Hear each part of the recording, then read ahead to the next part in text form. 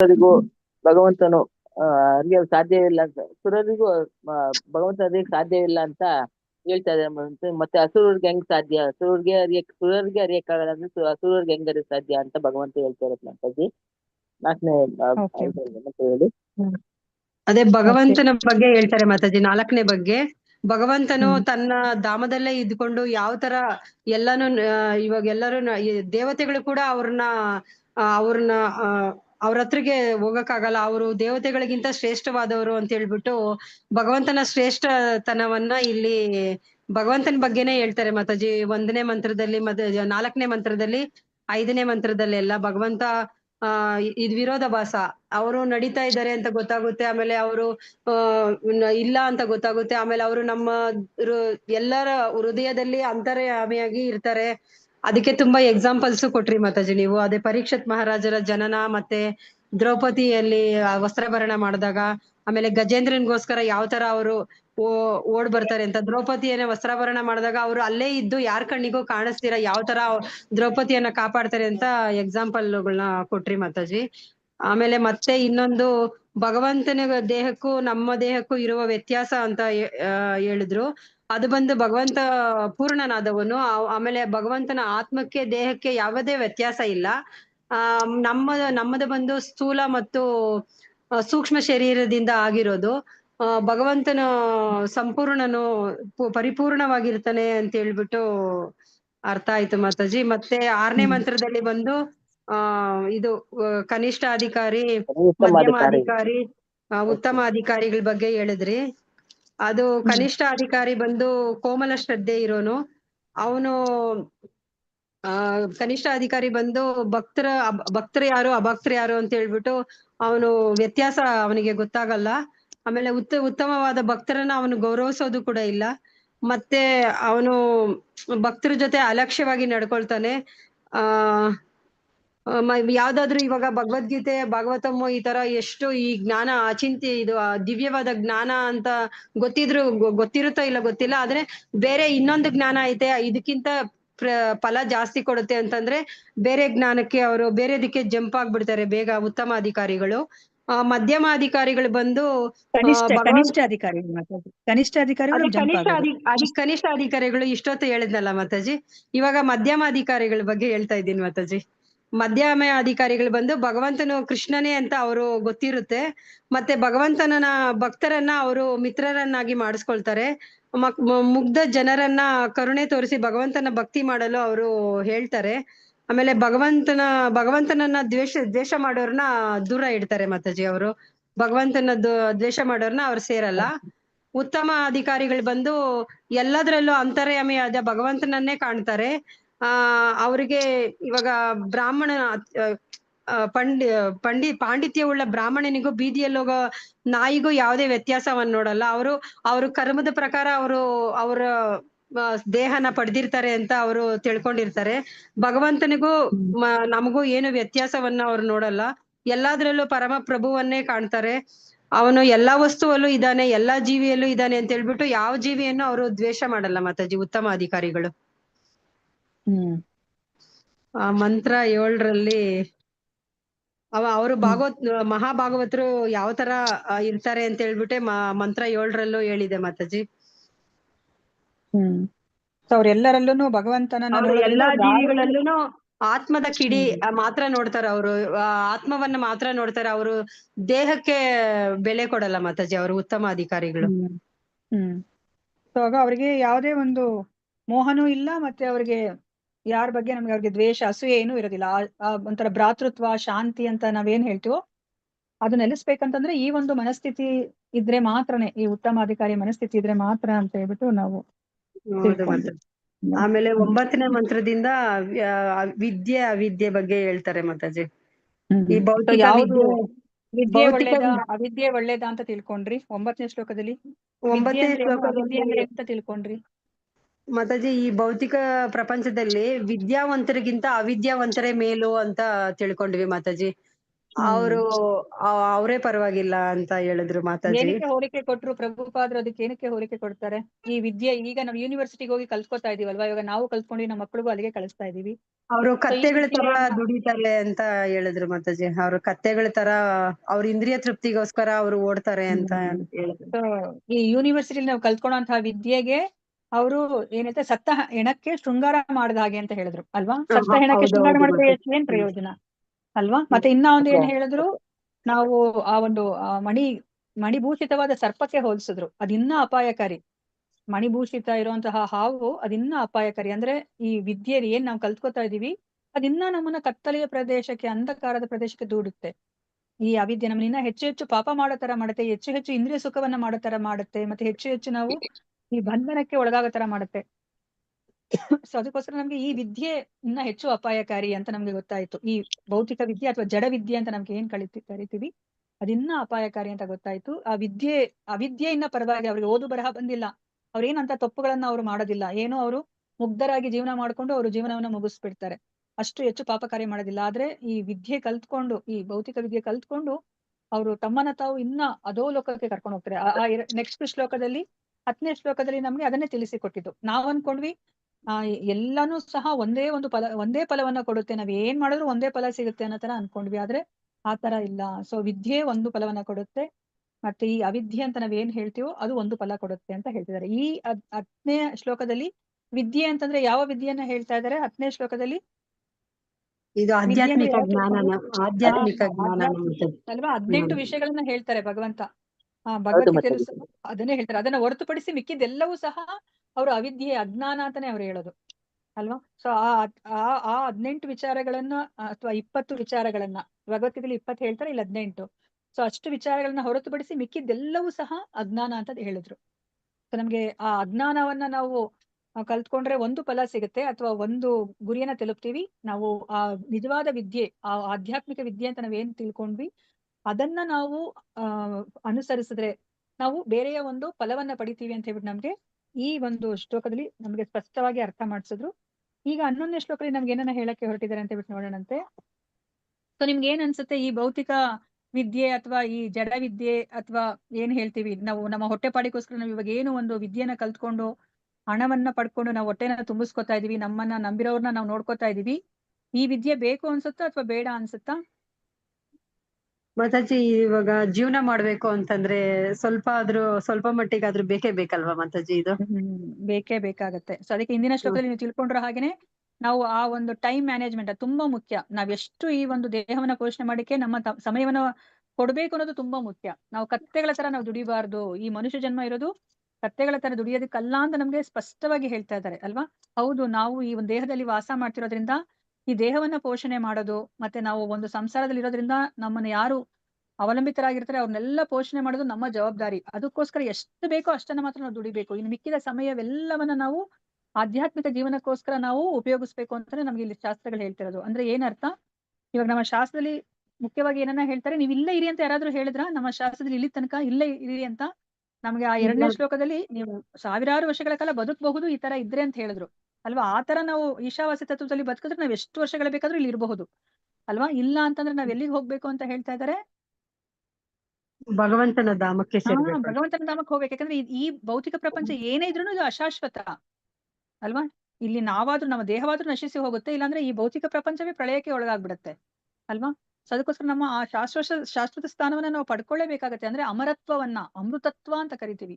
ಆ ಅಮೃತತ್ವವನ್ನ, ಎಲ್ಲಿ ಹುಟ್ಟು ಸಾವು ಮತ್ತೆ ಈ ವೃದ್ಧಾಪ್ಯ ಈ ಕಾಯಿಲೆಗಳು ಇರೋದಿಲ್ವೋ ಆ ಒಂದು ಸ್ಥಳ, ಆ ಒಂದು ಗೋಲೋಕ ವೃಂದಾವನಕ್ಕೆ ನಾವು ಹೋಗ್ಲೇಬೇಕಂತಾನೆ ನಮ್ಗೆ ಹೇಳೋದು. ಅಮೃತತ್ವ ಅಂದ್ರೆ ಅದೇನೇನೆ, ಅಥವಾ ಅಮರತ್ವ ಅಂದ್ರೆ ಅದೇ. ಅದನ್ನ ನಾವು ಪಡಿಬೇಕು ಅಂತಾನೆ ನಮ್ಗೆ ನಮ್ಮ ಈ ಎಲ್ಲಾ ಶಾಸ್ತ್ರಗಳು ಹೇಳೋದು, ಗುರು ಸಾಧು ಶಾಸ್ತ್ರ ಹೇಳೋದು. ಈಗ ಈ ಶ್ಲೋಕವೂ ಸಹ ಅದನ್ನೇ ಹೇಳ್ತಾ ಇದ್ದಾರೆ. ಹೌದು, ನಮ್ಗೆ ವಿದ್ಯೆನೂ ಬೇಕು ಅವಿದ್ಯೆನೂ ಬೇಕು. ಏನಕ್ಕೆ ಬೇಕು? ನಾವು ಆ ಒಂದು ಅಮೃತತ್ವವನ್ನ ಪಡಿಲಿಕ್ಕೆ ಎರಡೂ ಸಹ ಬೇಕು ಅಂತ ಹೇಳ್ತಿದ್ದಾರೆ. ಆದ್ರೆ ನಾವು ಬುದ್ಧಿವಂತರಾಗಿ ಯಾವುದಕ್ಕೆ ಹೆಚ್ಚು ಒತ್ತನ್ನ ಕೊಡ್ಬೇಕು ಅಂತ ಹೇಳ್ಬಿಟ್ಟು ನಮ್ಗೆ ಇಲ್ಲಿ ಹೇಳ್ತಾ ಇದ್ದಾರೆ ಅಲ್ವಾ? ಸೊ ನಮ್ಮ ಈ ದೇಹವನ್ನ ಪೋಷಣೆ ಮಾಡ್ಲಿಕ್ಕೆ ನಮ್ಗೆ ಆ ಒಂದು ಜಡ ವಿದ್ಯೆ ಬೇಕೇ ಬೇಕು. ಅದು ಎಷ್ಟು ಬೇಕು? ಈ ಆತ್ಮವನ್ನ ಈ ದೇಹದಲ್ಲಿ ಇಡ್ಲಿಕ್ಕೆ ಎಷ್ಟು ಬೇಕೋ ಅಷ್ಟನ್ನ ಮಾತ್ರ ನಾವು ಆ ಒಂದು ಜಡ ವಿದ್ಯೆಗೋಸ್ಕರ ನಾವು ಮೀಸಲಾಗಿರ್ಬೇಕು ನಮ್ಮ ಸಮಯವನ್ನ. ನಾವೇನ್ ಮಾಡ್ತಾ ಇದೀವಿ, ನಮ್ಮ ಮಕ್ಕಳು ಮರಿ ಮಕ್ಕಳು ಇನ್ನ ಮೊಮ್ಮಕ್ಕಳು ಅವರೆಲ್ಲಾನು ಕುತ್ಕೊಂಡು ತಿಂದ್ರು ಸಹ ಸವಿಬಾರ್ದು, ಅಷ್ಟು ಆಸ್ತಿನ ನಾವು ಕೂಡ ಹಾಕ್ತಾ ಇದೀವಿ ಅಲ್ವಾ. ಸೊ ಅದನ್ನ ನಮ್ಗೆ ಅರ್ಥ ಮಾಡಿಸ್ತಾ ಇದಾರೆ. ನೀವ್ ಏನ್ ಮಾಡ್ತಾ ಇದ್ದೀರಾ ಈ ಮನುಷ್ಯ ಜನ್ಮ ಸಿಕ್ಕಿದಾಗ ಅಂತ ಹೇಳ್ಬಿಟ್ಟು ನಮ್ಗೆ ಅರ್ಥ ಮಾಡಿಸ್ತಾ ಇದ್ದಾರೆ. ಸೊ ಇವಾಗ ಈ 11ನೇ ಶ್ಲೋಕಕ್ಕೆ ಹೋಗೋಣಂತೆ. ವಿದ್ಯಾಂ ಚ ಅವಿದ್ಯಾಂ ಚ ಯಸ್ತದ್ವೇದೋ ಭಯಂ ಸಹ ಅವಿದ್ಯೆಯಾ ಮೃತ್ಯುಂ ತೀರ್ತ್ವಾ ವಿದ್ಯೆಯಾಂ ಅಮೃತಮಶ್ನುತೆ. ವಿದ್ಯಾಂ ಚ ಅವಿದ್ಯಾಂ ಚ ಯಸ್ತದ್ವೇದೋ ಭಯಂ ಸಹ ಅವಿದ್ಯೆಯಾ ಮೃತ್ಯುಂ ತೀರ್ತ್ವಾ ವಿದ್ಯೆಯಾಂ ಅಮೃತಮಶ್ನುತೆ. ವಿದ್ಯಾಂ ಚ ಅವಿದ್ಯಾಂ ಚ ಯಸ್ತದ್ವೇದೋ ಭಯಂ ಸಹ ಅವಿದ್ಯೆಯಾ ಮೃತ್ಯುಂ ತೀರ್ತ್ವಾ ವಿದ್ಯೆಯಾಂ ಅಮೃತಮಶ್ನುತೆ. ಹರೇ ಕೃಷ್ಣ. ಯಾರಾದ್ರೂ ಓದಿ. ಹರೇ ಕೃಷ್ಣ ಮಾತಾಜಿ. ಮಂತ್ರ ಓದಿ. 11. ವಿದ್ಯಾಂ ಚ ವಿದ್ಯಾಂ ವಿದ್ಯಾಂ ಚ ವಿದ್ಯಾಂ ಚ ಯಸ್ತದ್ವೇದೋ ಭಯಂ ಸಹ ಅವಿದ್ಯಾಯ ಮೃತ್ಯುಂ ತೀರ್ತ್ವಾ ವಿದ್ಯಾಯ ಅಮೃತಂ ಅಶ್ನುತೆ. ಹರೇ ಕೃಷ್ಣ ಮಾತಾಜಿ. ಹರೇ ಕೃಷ್ಣ ಮಾತಾಜಿ. ಮತ್ತೊಬ್ರು ಯಾರಾದ್ರೂ ಓದಿ. ಹರೇ ಕೃಷ್ಣ ಮಾತಾಜಿ. ಓದಿ ವಿದ್ಯಾಂ ಚ ಯಸ್ತದ್ವೇದೋ ಭಯಂ ಸಹ ಅವಿದ್ಯಾಯ ಮೃತ್ಯುಂ ತೀರ್ತ್ವಾ ವಿದ್ಯಾಯಾಮೃತಂ ಮಶ್ನುತೆ. ಹರೇ ಕೃಷ್ಣ. ವಿದ್ಯೆಯಾಂ ಅಮೃತ ಮಾತಾಜಿ, ಇಲ್ಲಿ ಅಮೃತಂ ಅಶ್ನುತೆ. ವಿದ್ಯೆಯಾಂ ಅಮೃತಮಶ್ನುತೆ. ಹರೇ ಕೃಷ್ಣ. ಹರೇ ಕೃಷ್ಣ. ಮತ್ತೊಬ್ರು. ಮಂತ್ರ 11. ವಿದ್ಯಾಂ ಚ ಯಸ್ತದ್ವೇದೋ ಭಯಂ ಸಹ ಅವಿದ್ಯಾಮೃತಂ ತೀರ್ತ್ವಾ ವಿದ್ಯಾಮೃತಂ ಅಶ್ನುತೆ. ಹರೇ ಕೃಷ್ಣ. ಧನ್ಯವಾದಗಳು ಮಾತಾಜಿ. ವಿದ್ಯಾಂ ವಿದ್ಯೆಯನ್ನು ಚ ಮತ್ತು ಅವಿದ್ಯಾಂ ಅವಿದ್ಯೆಯನ್ನು ಚ ಮತ್ತು ಯಹ ಯಾವನು ತತ್ ಆ ವೇದ ಅರಿಯುತ್ತಾನೋ ಉಭಯಂ ಎರಡನ್ನೂ ಸಹ ಒಟ್ಟಿಗೆ ಅವಿದ್ಯೆಯಿಂದ ಮೃತ್ಯುಂ ಮತ್ತೆ ಮತ್ತೆ ಆಗುವ ಮೃತ್ಯುವನ್ನು ತೀರ್ತ್ವ ದಾಟಿ ವಿದ್ಯೆಯ ಮೂಲಕ ಅಮೃತಂ ಮರಣರಹಿತತೆಯನ್ನು ಅಶ್ನುತೆ ಪಡೆಯುತ್ತಾನೆ ಅಲ್ವಾ. ನೋಡಿ ಇಲ್ಲಿ ಅವಿದ್ಯೆಯಿಂದ ಏನಾಗ್ತದೆ, ಮತ್ತೆ ಮತ್ತೆ ಮೃತ್ಯು ಆಗುತ್ತೆ. ಅದಕ್ಕೆ ನಾವು ಅದನ್ನ ದಾಟಬೇಕು. ದಾಟಿ ವಿದ್ಯೆಯ ಮೂಲಕ ನಾವು ರಹಿತತೆಯನ್ನು ನಾವು ಪಡಿಬೇಕು ಅಲ್ವಾ. ಅನುವಾದದಲ್ಲಿ ಪ್ರಭುಪಾದರು ಅದನ್ನೇ ಇಲ್ಲಿ ಹೇಳ್ತಾ ಇದ್ದಾರೆ. ಅನುವಾದ ಮತ್ತು ಭಾವಾರ್ಥ ಶಿಲಪ್ರಭುಪಾದರಿಂದ. ಶಿಲಪ್ರಭುಪಾದವರಿಗೆ ಜಯವಾಗಲಿ. ಯಾವನು ಅವಿದ್ಯೆ ಹಾಗೂ ದಿವ್ಯ ಜ್ಞಾನಗಳನ್ನು ಒಟ್ಟಿಗೆ ಅರಿಯುತ್ತಾನೋ ಅವನು ಮತ್ತೆ ಮತ್ತೆ ಜನನ ಮರಣಗಳಾಗುವುದನ್ನ ಮೀರಿ ಪೂರ್ಣ ಅಮೃತತ್ವವನ್ನ ಅನುಭವಿಸುತ್ತಾನೆ. ಸೊ ನಮ್ಗೆ ಎರಡರದ ಜ್ಞಾನನೂ ಇರಬೇಕು, ಅವಿದ್ಯೆ ಮತ್ತೆ ವಿದ್ಯೆ. ಸೊ ಎರಡನ್ನೂ ನಾವು ತಿಳ್ಕೊಂಡಾಗ ಏನಾಗುತ್ತೆ, ನಾವು ಈ ಜನನ ಮರಣಗಳನ್ನ ನಾವು ಮೀರಿ ಆ ಒಂದು ಅಮೃತತ್ವವನ್ನ ನಾವು ಪಡಿಲಿಕ್ಕೆ ಸಾಧ್ಯ ಆಗುತ್ತೆ ಅಂತ ಹೇಳ್ಬಿಟ್ಟು ಇಲ್ಲಿ ಹೇಳ್ತಾ ಇದ್ದಾರೆ. ಭಾವಾರ್ಥ ಶಿಲಪ್ರಭುಪಾದರ ವಿಜಯವಾಗ್ಲಿ. ಯಾರಾದ್ರೂ ಓದಿ ಫಸ್ಟ್ ಪ್ಯಾರವನ್ನು. ಮಾತಾಜಿ ಒಂದು ನಿಮಿಷ. ಇದ್ರಲ್ಲಿ ನನ್ಗೆ ಒಬ್ರು ಹೋಸ್ಟ್ ಬೇಕು, ನಮ್ಮಲ್ಲೇ ಇರುವವರು. ಯಾರು ಮಾಡ್ತೀರಿ?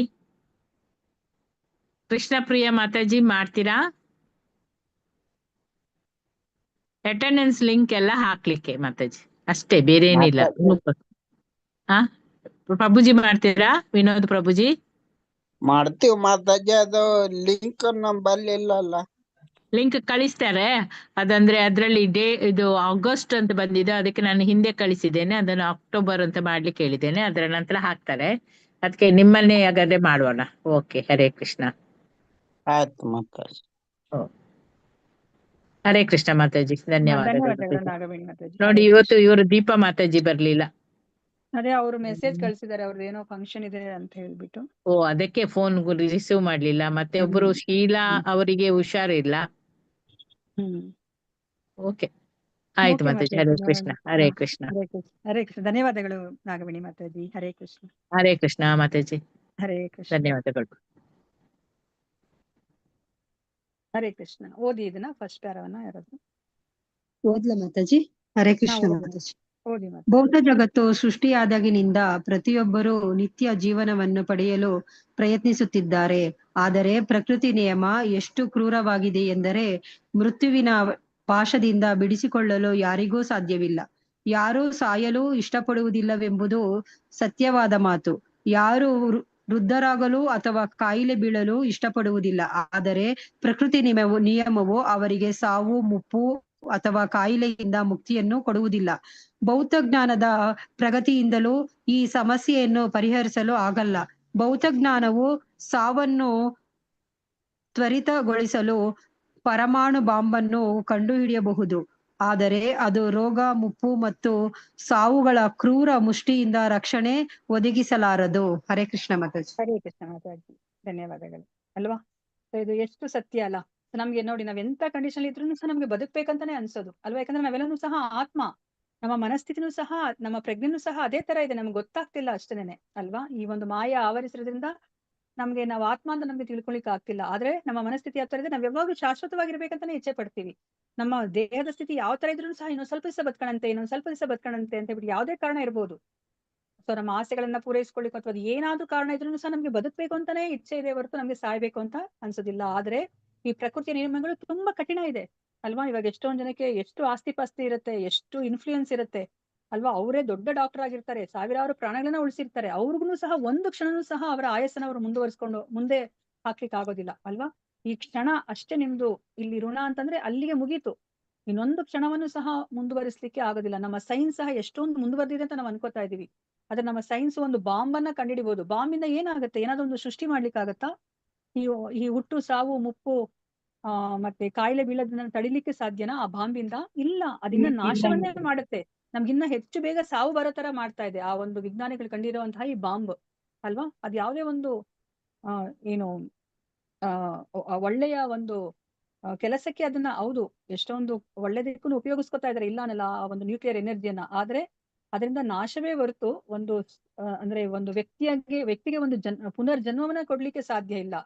ಒಂದು ಆಯಸ್ಸನ್ನು ಸಹ ಮುಂದುವರಿಸ್ಕೊಂಡು ಹೋಗ್ಲಿಕ್ಕೆ, ಅದು ಮುನ್ನುಡ್ಲಿಕ್ಕೆ ಅದಕ್ಕೆ ಸಾಧ್ಯ ಇಲ್ಲ ಅಲ್ವಾ? ಅದನ್ನೇ ನಮ್ಗೆ ಇಲ್ಲಿ ಅರ್ಥ ಮಾಡಿಸ್ತಾ ಇದ್ದಾರೆ. ಸೊ ನಮ್ಗೆ ಎಲ್ಲರಿಗೂ ಬದುಕ್ಬೇಕು ಅಂತಾನೆ ಆಸೆ, ಅಂದ್ರೆ ಅಮೃತತ್ವ ಬೇಕು ಅಂತ ಆಸೆ. ಯಾಕಂದ್ರೆ ಆತ್ಮದ ಗುಣಲಕ್ಷಣ ಅದು ಅಲ್ಲ, ಶಾಶ್ವತತೆ, ನಿತ್ಯತೆ ಅಲ್ವಾ, ಬದಲಾವಣೆ ಇಲ್ಲದ್ದು, ಅದು ನಮ್ಮ ಆತ್ಮದ ಒಂದು ಗುಣಲಕ್ಷಣ. ಅದನ್ನೇ ನಾವು ಬೇಕು ಅಂತ ಬಿಟ್ಟು ನಾವು ಬಯಸ್ತಾ ಇದ್ದೀವಿ. ಆದ್ರೆ ತಪ್ಪಾದ ಒಂದು ಜಾಗದಲ್ಲಿ ನಾವು ಬಯಸ್ತಾ ಇದ್ದೀವಿ ಅಲ್ವಾ? ಸೊ ನಮ್ಗೆ ಇವಾಗ ಮುಂದೆ ಉದಾಹರಣೆನ ಕೊಡ್ತಾ ಇದ್ದಾರೆ, ನಮ್ಗೆ ಗೊತ್ತಿರೋ ಉದಾಹರಣೆನೇ ಕೊಡ್ತಾ ಇದ್ದಾರೆ ಪ್ರಭುಪಾದರು ಇಲ್ಲಿ. ಹಿರಣ್ಯಕಶಿಪುವಿನ ಬಗ್ಗೆ ಹೇಳ್ತಾ ಇದ್ದಾರೆ ಅಲ್ವಾ? ಹಿರಣ್ಯಕಶಿಪುವಿಗೆ ಏನ್ ಆಸೆ ಇತ್ತು? ಅವ್ರು ಯಾತಕ್ಕೋಸ್ಕರ ಅಷ್ಟು ಕಠಿಣ ತಪಸ್ಸನ್ನ ಮಾಡ್ತಾರೆ? ತಮ್ಮ ದೇಹವೇ ಹೊರಟೋಗ್ಬಿಡುತ್ತೆ ಅಲ್ವಾ? ಬರೇ ಒಂದು ಅವನು ಅಸ್ಥಿ ಪಂಜರದಲ್ಲಿ ಇಟ್ಕೊಂಡು ಅವನು ಅಂತಹ ಉಗ್ರವಾದ ತಪಸ್ಸನ್ನ ಮಾಡ್ತಾರೆ. ಅವ್ರು ತಪಸ್ ಮಾಡಿದಾಗ, ಒಂಟಿ ಕಾಲ್ ಮೇಲೆ ನಿಂತ್ಕೊಂಡು ಮಾಡಿದಾಗ ಅವರ ಒಂದು ನೆತ್ತಿಯಿಂದ ಆ ಒಂದು ಅಗ್ನಿ ಬರುತ್ತೆ. ಆ ಅಗ್ನಿಯ ಒಂದು ಜ್ವಾಲೆಗೆ ಇಡೀ 14 ಲೋಕಗಳು ತತ್ತರಿಸಿ ಹೋಗುತ್ತೆ ಅಲ್ವಾ? ಸೊ ಎಲ್ಲರನ್ನು ಬ್ರಹ್ಮದೇವನ ಬಳಿಗೆ ಹೋಗಿ ಬೇಡ್ಕೋತಾರೆ, ಏನಕ್ಕೋಸ್ಕರ ಇಷ್ಟು ಉಗ್ರ ತಪಸ್ ಮಾಡ್ತಾ ಇದ್ರೆ ಹಿರಣ್ಯಕಶಿಪು, ಅವರನ್ನ ನೋಡ್ಬಾರ್ದಾ ನೀವು ಅಂತ ಹೇಳ್ಬಿಟ್ಟು ಅಲ್ವಾ? ಅವಾಗ ಬ್ರಹ್ಮ ಬಂದು ಕೇಳಿದಾಗ ಹಿರಣ್ಯಕಶಿಪು ಏನನ್ನ ಕೇಳ್ಕೊತಾರೆ? ಅವರು ಏನಕ್ಕೋಸ್ಕರ ಅವ್ರು ಅಷ್ಟು ಉಗ್ರ ತಪಸ್ ಮಾಡ್ತಾ ಇದ್ದಾರೆ? ನನಗೆ ಸಾವು ಬರಬಾರ್ದು ಅಂತ ಅಲ್ವಾ? ಅಮೃತತ್ವ ಬೇಕು ಅಂತ, ಈ ಭೌತಿಕ ಪ್ರಪಂಚದಲ್ಲಿ ಶಾಶ್ವತವಾಗಿರ್ಬೇಕು. ಹೋಗ್ಲಿ, ಅವ್ರ ಆಸೆ ಏನಿತ್ತು? ಈ ಭೌತಿಕ ಪ್ರಪಂಚದಲ್ಲಿ ಯಾಕೆ ಅವ್ರಿಗೆ ಶಾಶ್ವತವಾಗಿರ್ಬೇಕು ಅಂತ ಇಚ್ಛೆ ಬಂದಿದ್ದು? ಇಂದ್ರಿಯ ತೃಪ್ತಿಗೋಸ್ಕರ ಮಾತಾಜಿ. ಇದು ಇಂದ್ರಿಯ ತೃಪ್ತಿ. ಅವರ ಹೆಸರೇ ಏನು? ಹಿರಣ್ಯಕಶಿಪು ಅಲ್ವಾ? ಸೊ ಹಿರಣ್ಯ ಅಂತಂದ್ರೆ ಬಂಗಾರ ಅಲ್ವಾ? ಕಶಿಪು ಅಂದ್ರೆ ಹಾಸಿಗೆ, ಅಂದ್ರೆ ಹೆಣ್ಣು ಮತ್ತೆ ಹೊನ್ನು. ಇದಕ್ಕೇನೆ ಅವನು ಇಚ್ಛೆ ಪಟ್ಟಿದ್ದು. ಅದನ್ನೆಲ್ಲವನ್ನ ನಾನು ಅನುಭವಿಸ್ಬೇಕು, ನಾನೇ ಅನುಭವಿಸ್ಬೇಕು ಅಲ್ವಾ? ಎಲ್ಲ ಇಡೀ ಒಂದು ಲೋಕ ಎಲ್ಲರೂ ಸಹ ನನ್ನ ಕಾಲ ಕೆಳಗಡೆ ಇರಬೇಕು ಅಲ್ವಾ? ನನ್ನ ಕುಣಿಸಿದ ಹಾಗೆ ಅವ್ರು ಉಬ್ಬು ಕುಣಿಸ್ತಾರೆ ಅಲ್ವಾ? ಅವ್ರು ಉಬ್ಬು ಕುಣಿಸಿದ ಹಾಗೆ ಎಲ್ಲರೂ ದೇವತೆಗಳು ಸಹ ನಾನು ಹೇಳೋ ಹಾಗೆ ಕೇಳಬೇಕು ಅನ್ನೋದೇ ಅವ್ರಿಗೆ ಇಚ್ಛೆ ಇತ್ತು. ಅಂದ್ರೆ ಅವರ ಇಚ್ಛೆ ಏನಿತ್ತು? ಭಗವಂತನ ಸೇವೆ ಮಾಡ್ಬೇಕು ಅಂತ ಇಚ್ಛೆ ಇರಲಿಲ್ಲ. ತನ್ನ ಇಂದ್ರಿಯಗಳನ್ನ ತೃಪ್ತಿಪಡಿಸ್ಬೇಕು ಅಂತ ಹೇಳ್ಬಿಟ್ಟು ಇಂದ್ರಿಯಗಳಿಗೆ ದಾಸನಾಗ್ಬೇಕು ಅಂತ ಇಚ್ಛೆ ಇತ್ತು ಅಲ್ವಾ? ಸೊ ಅದಕ್ಕೆ ಬ್ರಹ್ಮ ವರವನ್ನ ಕೊಟ್ರ ಅವ್ರಿಗೆ? ಬ್ರಹ್ಮನಿಗೆ ಇಲ್ವಲ್ಲ ಮಾತಾಜಿ ವರ? ಅವ್ರಿಗೆ ಇಲ್ವಲ್ಲ? ಏನ್ ಹೇಳ್ತಾರೆ? ಅವ್ರ ಯಾವ ತರ ಕೊಡ್ತಾರೆ? ಶಾಶ್ವತ ಇಲ್ಲ, ನಾನ್ ನಿನ್ಗೆ ಆ ವರವನ್ನ ಹೇಗೆ ಕೊಡ್ಲಿಕ್ಕೆ ಸಾಧ್ಯ ಅಂತ. ಹೋಗ್ಲಿ, ಹಿರಣ್ಯಕಶಿಪು ಅದಕ್ಕೇನಾದ್ರೂ ಅವರು ಅರ್ಥ ಮಾಡ್ಕೊಂಡ್ರು ಆಯ್ತು ಅಂತ ಹೇಳ್ಬಿಟ್ಟು ಅವ್ರ ಏನಾದ್ರು ಸುಮ್ನೆ ಆಗ್ತಾರ? ತುಂಬಾ ಜಾಣತನದಿಂದ ಅವರು ಅಮೃತತ್ವದ ಒಂದು ವರವನ್ನೇ ಅವ್ರು ಕೇಳ್ತಾರೆ ಅಲ್ವಾ? ಏನು ವರವನ್ನ ಕೇಳ್ತಾರೆ ಅವರು? ಅದೇ ಮಾತಾಜಿ, ನಾನು ಯಾವ ಪುರುಷರಿಂದಲೂ ಮತ್ತೆ ಯಾವುದೇ ದೇವತೆಗಳಿಂದಲೂ ನನ್ಗೆ ಸಾವು ಬರಬಾರ್ದು ಅಂತ ಕೇಳ್ಕೊತಾರ ಮಾತಾಜಿ.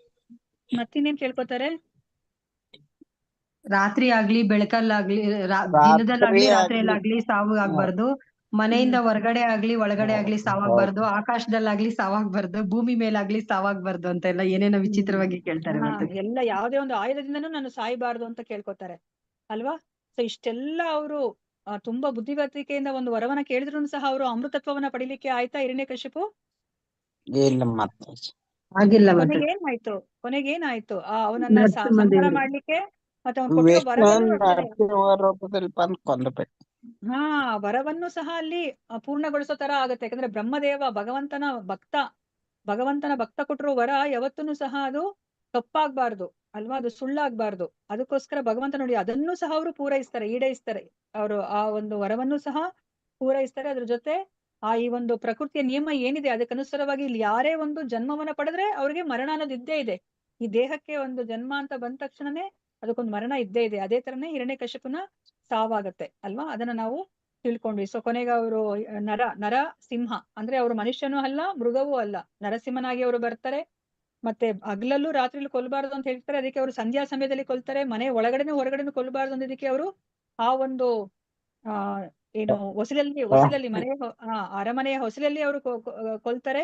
ಮತ್ತೆ ಎಲ್ಲೂ ಆಕಾಶದಲ್ಲಿ ಆಗ್ಲಿ ಭೂಮಿನಲ್ಲಿ ಆಗ್ಲಿ ನನಗೆ ಸಾವು ಬರಬಾರದು ಅನ್ನೋದಕ್ಕೆ ಅವ್ರು ಏನ್ ಮಾಡ್ತಾರೆ, ಅವರ ತೊಡೆ ಮೇಲೆ ಹಾಕೊಂಡು ಅವರು ಅವರ ಹೊಟ್ಟೆಯನ್ನ ಸೀಳ್ತಾರೆ. ಯಾವುದೇ ಒಂದು ಆಯುಧದಿಂದ ನಾನು ಸಾಯಬಾರದು ಅನ್ನೋದಕ್ಕೆ ಅವರು ಭಗವಂತ ಅವರ ಉಗುರುಗಳನ್ನೇ ಅವರು ಆಯುಧವನ್ನಾಗಿ ಉಪಯೋಗಿಸ್ಕೊಂಡು ಆ ಒಂದು ಹಿರಣ್ಯಕಶಿಪುವಿನ ಹೊಟ್ಟೆಯನ್ನ ಸೀಳಿ ಅವರು ಹಿರಣ್ಯಕಶಿಪುವನ್ನ ಅವರು ಸಂಹಾರ ಮಾಡ್ತಾರೆ ಅಲ್ವಾ. ಅಂದ್ರೆ ನಮ್ಗೆ ಇಲ್ಲಿ ಏನನ್ನ ಅರ್ಥ ಮಾಡಿಸ್ತಾ ಇದ್ದಾರೆ, ಆ ಸಾವನ್ನೋದು ಇದ್ದೇ ಇದೆ. ಅಮೃತತ್ವವನ್ನ ನಾವು ಪಡಿಲಿಕ್ಕೆ ಸಾಧ್ಯ ಇಲ್ಲ. ಅಮೃತತ್ವ ಬೇಕೇ ಬೇಕಂದ್ರೆ ನಾವ್ ಏನನ್ನ ಮಾಡ್ಬೇಕು ಅಂತ ಹೇಳ್ತಾ ಇದೆ ಇಲ್ಲಿ ಈ ಒಂದು ಶ್ಲೋಕ. ನಿಮಗ್ ಬೇಕಾ ಅಮೃತತ್ವ? ಅದಕ್ಕೆ ಈ ತರ ಮಾರ್ಗ ಅಲ್ಲ, ಅದಕ್ಕೆ ಯಾವ ಮಾರ್ಗ ಇದೆ. ಸೊ ನೀವು ಒಂದು ಆಧ್ಯಾತ್ಮಿಕ ವಿದ್ಯೆಯನ್ನು ನೀವು ತಿಳ್ಕೊಳ್ಳಿ. ಬರೇ ತಿಳ್ಕೊಂಡಿದ್ ಮಾತ್ರಕ್ಕೆ ಏನು ಪ್ರಯೋಜನ ಇಲ್ಲ. ಅದನ್ನ ವಿಜ್ಞಾನ ಮಾಡ್ಬೇಕು, ಅದನ್ನ ನಮ್ಮ ಜೀವನದಲ್ಲಿ ಅಳವಡಿಸ್ಬೇಕು. ಆವಾಗ ಏನಾಗುತ್ತೆ, ಸೊ ನೀವು ಭಗವಂತನ ಲೋಕಕ್ಕೆ ಹೋಗ್ಲಿಕ್ಕೆ ಅರ್ಹತೆಯನ್ನ ಪಡಿತೀರಾ, ಅಮೃತತ್ವವನ್ನ ಪಡಿತೀರಾ ಅಂತ ಹೇಳ್ಬಿಟ್ಟು ನಮ್ಗೆ ಇದನ್ನ ತಿಳಿಸ್ಕೊಡ್ತಾ ಇದ್ದಾರೆ ಅಲ್ವಾ. ಸೊ ಹಿರಣ್ಯಕಶಿಪುವಿನ ಕುರಿತಾಗಿ ನಮ್ಗೆ ಇವಾಗ 2-3 ಪ್ಯಾರಾ ಬರ್ತಾ ಇದೆ. ಅದನ್ನ ನಾನು ಎಕ್ಸ್ಪ್ಲೇನ್ ಮಾಡ್ಕೊಂಡು ಹೋಗಲ್ಲ, ಯಾಕಂದ್ರೆ ನಿಮ್ಗೆ ಗೊತ್ತಿರೋದೇನೆ ಅದೆಲ್ಲನೂ ಸಹ. ಇಲ್ಲಿ ಏನನ್ನ ಅರ್ಥ ಮಾಡ್ಕೋಬೇಕಂದ್ರೆ ಹಿರಣ್ಯಕಶಿಪುವನ್ನ ನಾವು ಆಡ್ಕೋತಾ ಇದೀವಿ. ಏನ್ ಇವ್ನು ಈ ತರ ಹಿರಣ್ಯಕಶಿಪು ಈ ತರ ಒಂದ್ ವರವನ್ನ ಕೇಳ್ಬೇಕಾ ಅವನು ಅಂತ ಹೇಳ್ಬಿಟ್ಟು ನಾವು ಅವನು ಮಾತ್ರನೇ ತುಂಬಾ ಕೆಟ್ಟವನು, ನಾವೆಲ್ಲ ಒಳ್ಳೆಯವರು ಅನ್ಕೋತಾ ಇದೀವಿ ಅಲ್ವಾ. ಆದ್ರೆ ನಾವುನು ಸಹ ಆಚಾರ್ಯರು ಏನ್ ಹೇಳ್ತಾರೆ, ನಾವು ಸಹ ಸಣ್ಣ ಸಣ್ಣ ಹಿರಣ್ಯಕಶಿಪುಗಳೇ ಅಲ್ವಾ. ನಮ್ಗೆ ಎಷ್ಟು ಆಸೆ ಇದೆ ಅಲ್ವಾ ಒಡೆತನವನ್ನು ಅನುಭವಿಸ್ಬೇಕು ಅಂತ ಅಲ್ವಾ. ನಮ್ಮ ಸೊಂಟದಲ್ಲಿರೋ ಕಿಲಿ ಕೈಯನ್ನ ನಾವು ನಮ್ಮ ಸೊಸೆಗೂ ಕೊಡ್ಲಿಕ್ಕೂ ಯೋಚನೆ ಮಾಡ್ತೀವಿ, ನಮ್ಮ ಮಕ್ಕಳಿಗೂ ಸಹ ನಾವು ಜವಾಬ್ದಾರಿನ ಕೊಡ್ಲಿಕ್ಕೆ ಯೋಚನೆ ಮಾಡ್ತೀವಿ. ನಾವು 75 ಇಯರ್ಸ್ ಆದ್ರೂ ನನ್ನ ಒಂದು ಹಿಡಿತದಲ್ಲೇನೆ ಈ ಒಂದು ಮನೆ ನಡಿಬೇಕು ಅಂತ ಅನ್ಕೋತೀವಿ. ಅದೇ ತರ ನಮ್ಮ ರಾಜಕಾರಣಿಗಳೂ ಅಷ್ಟೇನೆ ಅಲ್ವಾ. ನಡಿಲಿಕ್ಕಾಗೋದಿಲ್ಲ, ಅವ್ರಿಗೆ ಒಂದ್ ಹೆಜ್ಜೆ ಇಡ್ಲಿಕ್ಕೆ ಆಗೋದಿಲ್ಲ. ಇಡೀ ಒಂದು ರಾಜ್ಯವನ್ನ ಆಳ್ಬೇಕು, ಎಲ್ಲವೂ ನನ್ನ ಮುಷ್ಟಿಲೇ ಇರಬೇಕು ಒಂದು ಮನಸ್ಥಿತಿ ಇದೆ ಅಲ್ವಾ. ನಮ್ಗುನು ಹಿರಣ್ಯಕಶಿಪುಗೂ ಏನು ವ್ಯತ್ಯಾಸ ಇಲ್ಲ, ನಾವು ಅವನನ್ನ ಜರಿತೀವಿ ಅಷ್ಟೇನೆ ಅಲ್ವಾ. ಸೊ ಅದಕ್ಕೋಸ್ಕರ ನಾವು ಈ ಒಂದು ಏನು ನಮ್ಮ ಸ್ಥಾನವನ್ನ ಅರ್ಥ ಮಾಡ್ಕೋಬೇಕು. ನಾವ್ ಯಾಕೆ ಮನುಷ್ಯ ಜನ್ಮವನ್ನ ಪಡೆದಿದೀವಿ ಅಂತ ಅರ್ಥ ಮಾಡ್ಕೋಬೇಕು. ಸೊ ವಿದ್ಯೆ ಅವಿದ್ಯೆ ಎರಡನ್ನೂ ಸಹ ಒಟ್ಟಿಗೆ ಉಪಯೋಗಿಸ್ಕೊಂಡು ಹೇಗೆ ಅಮೃತತ್ವವನ್ನ ಪಡಿಬೇಕು ಅಂತ ಹೇಳ್ಬಿಟ್ಟು ನಾವು ಅರ್ಥ ಮಾಡ್ಕೋಬೇಕು. ಅದನ್ನೇ ನಮ್ಗೆ ಇಲ್ಲಿ ಹಿರಣ್ಯಕಶಿಪುವಿನ ಮೂಲಕ ಅರ್ಥ ಮಾಡಿಸ್ತಾ ಇದ್ದಾರೆ. ಇದನ್ನ ಜಸ್ಟ್ ಒಬ್ಬೊಬ್ರು ಒಂದೊಂದು ಪ್ಯಾರವನ್ನ ಓದ್ಕೊಂಡು ಹೋಗಿ, ಏನಾದ್ರೂ ನನಗೆ ಹೇಳ್ಬೇಕನ್ಸಿದ್ರೆ ನಾನು ಹೇಳ್ತೀನಿ, ಯಾವ್ದಾದ್ರು ಪಾಯಿಂಟ್ ಬಿಟ್ಟಿದ್ರೆ ನಾನು ಹೇಳ್ಕೊಂಡು ಹೋಗ್ತೀನಿ. ಹರೇ ಕೃಷ್ಣ. ಇದನ್ನ ಓದಿ ಲೌಕಿಕವಾಗಿ ಹರೇ ಕೃಷ್ಣ ಮಾತಾಜಿ. ಓದಿ ಪ್ರಭುಜಿ. ಲೌಕಿಕವಾಗಿ ಮುಂದುವರೆದ ಹಿರಣ್ಯಕಶಿಪುವಿನ ಕಾರ್ಯಚಟುವಟಿಕೆಗಳ ಬಗ್ಗೆ ನಾವು ಪುರಾಣಗಳಿಂದ ತಿಳಿದಿದ್ದೇವೆ. ಪ್ರಾಪಂಚಿಕ ಆರ್ಜನೆಯಿಂದ ಮತ್ತು ಅಜ್ಞಾನದ ಬಲದಿಂದ ಮೃತ್ಯುವನ್ನು ಗೆಲ್ಲಬಯಸಿ ಅವನು ಒಂದು ಬಗೆಯ ಧ್ಯಾನದಲ್ಲಿ ತೊಡಗಿದನು. ಆ ಧ್ಯಾನ ಎಷ್ಟು ತೀವ್ರ ಸ್ವರೂಪದ್ದಾಗಿತ್ತೆಂದರೆ ಸಮಸ್ತ ಲೋಕಗಳಲ್ಲಿರುವವರು ಅವನ ನಿಗೂಢ ಶಕ್ತಿಯಿಂದ ತೊಂದರೆಗೀಡಾದರು.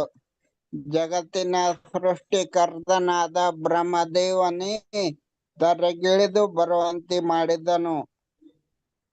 ಆಗ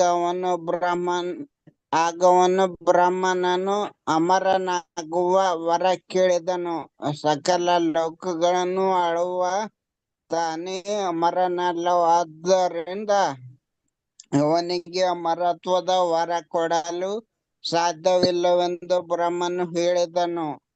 ಭಗವದ್ಗೀತೆಯಲ್ಲಿ 8ನೇ ಅಧ್ಯಾಯದ 17ನೇ ಶ್ಲೋಕ ಹೇಳಿರುವಂತೆ ಬ್ರಹ್ಮನು ದೀರ್ಘಕಾಲ ಬದುಕುತ್ತಾನೆ ಅಂದ ಮಾತ್ರಕ್ಕೆ ಅವನು ಅಮರನೆಂದು ಅರ್ಥವಲ್ಲ. ಹರೇ ಕೃಷ್ಣ ಮಾತಾಜಿ. ಹರೇ ಕೃಷ್ಣ. ಸೊ ಇಲ್ಲಿ ನಮ್ಗೆ ಏನನ್ನ ಹೇಳ್ತಾ ಇದಾರೆ, ಸೊ ಬ್ರಹ್ಮ ನಮ್ಗೆ ನೋಡಿದ್ರೆ ಅವನ ಆಯಸ್ಸು ಎಷ್ಟು 311 ಟ್ರಿಲಿಯನ್ ಇಯರ್ಸ್ 40 ಮಿಲಿಯನ್ ಇಯರ್ಸ್ ಅಂತ.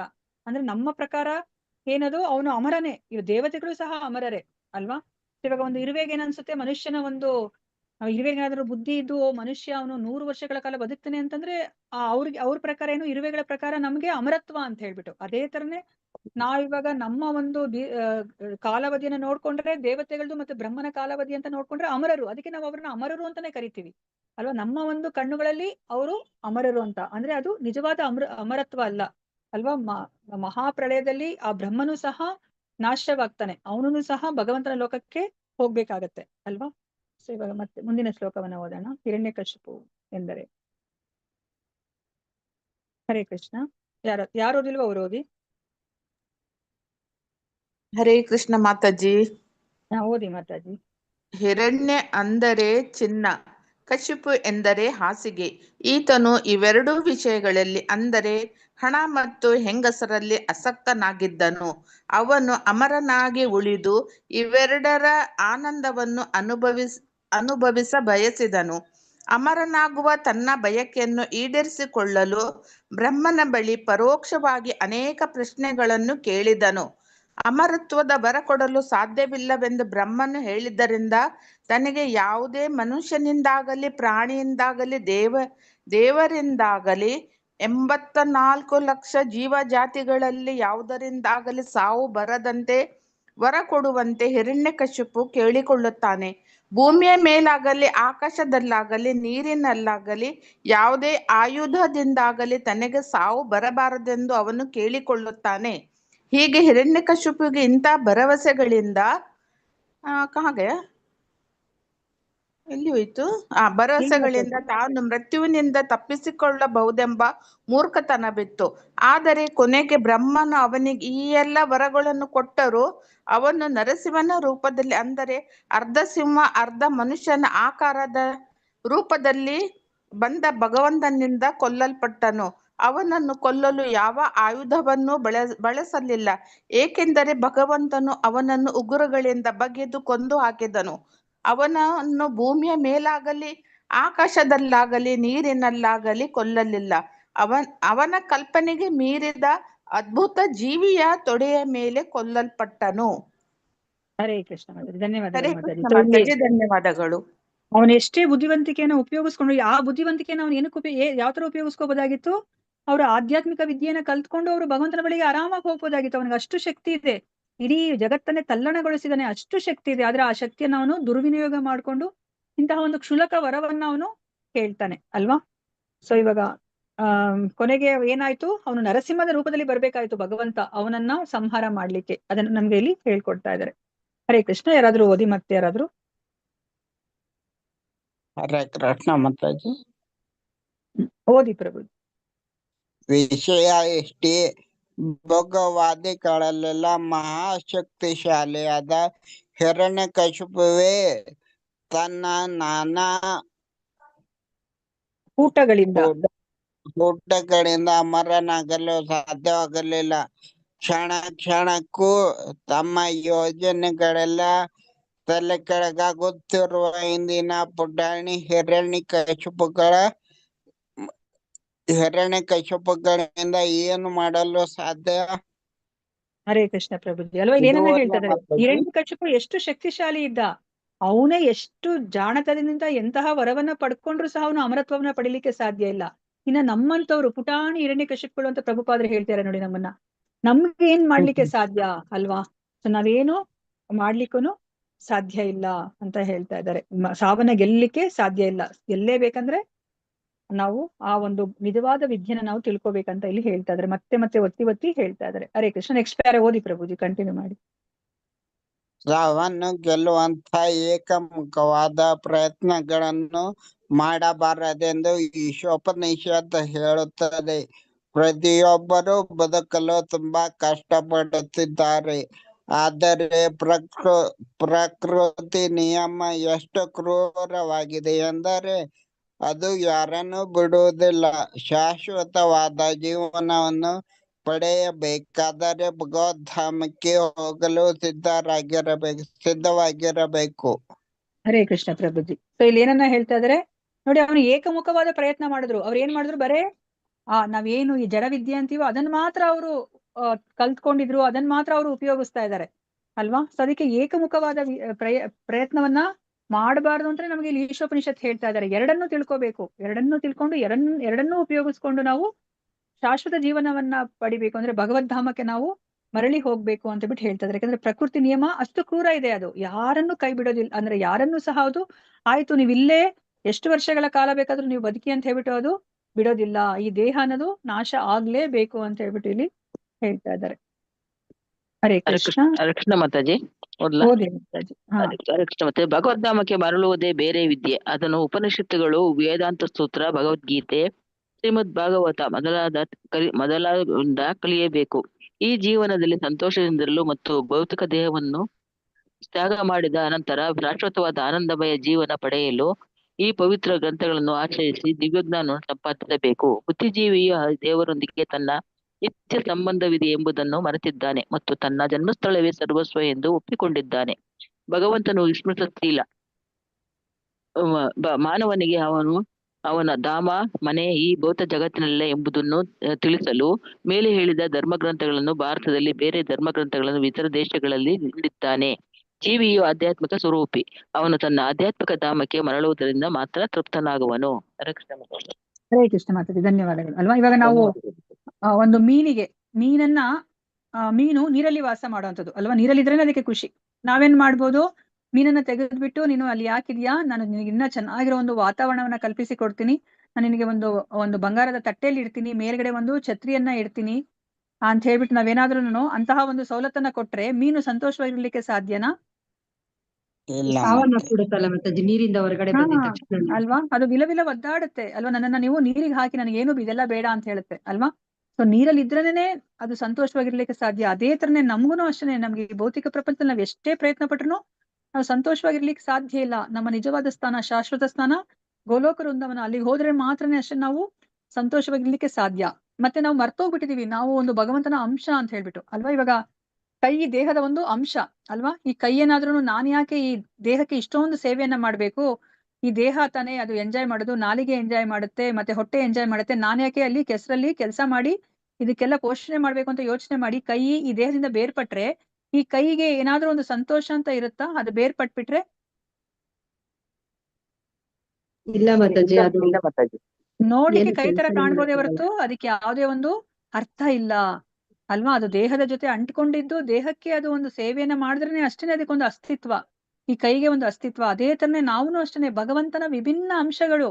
ನಾವು ಭಗವಂತನಿಗೆ ಒಂದೊಂದು ಸೇವೆಯನ್ನ ಮಾಡ್ತಾ ಇದೀವಿ. ನಾವ್ ಇವಾಗ ಹೊರಗಡೆ ಬಂದಿರೋದ್ರಿಂದ, ಪ್ರತ್ಯೇಕಗೊಂಡಿರೋದ್ರಿಂದ ಆ ಭಗವಂತನಿಗೆ ಆ ಸೇವೆ ಇವಾಗ ಏನಾಗ್ತಿದೆ, ತಪ್ಪಿ ಹೋಗ್ತಾ ಇದೆ. ಅದನ್ನ ನಾವಿಲ್ಲಿ ಅರ್ಥ ಮಾಡ್ಕೋಬೇಕು ಅಲ್ವಾ.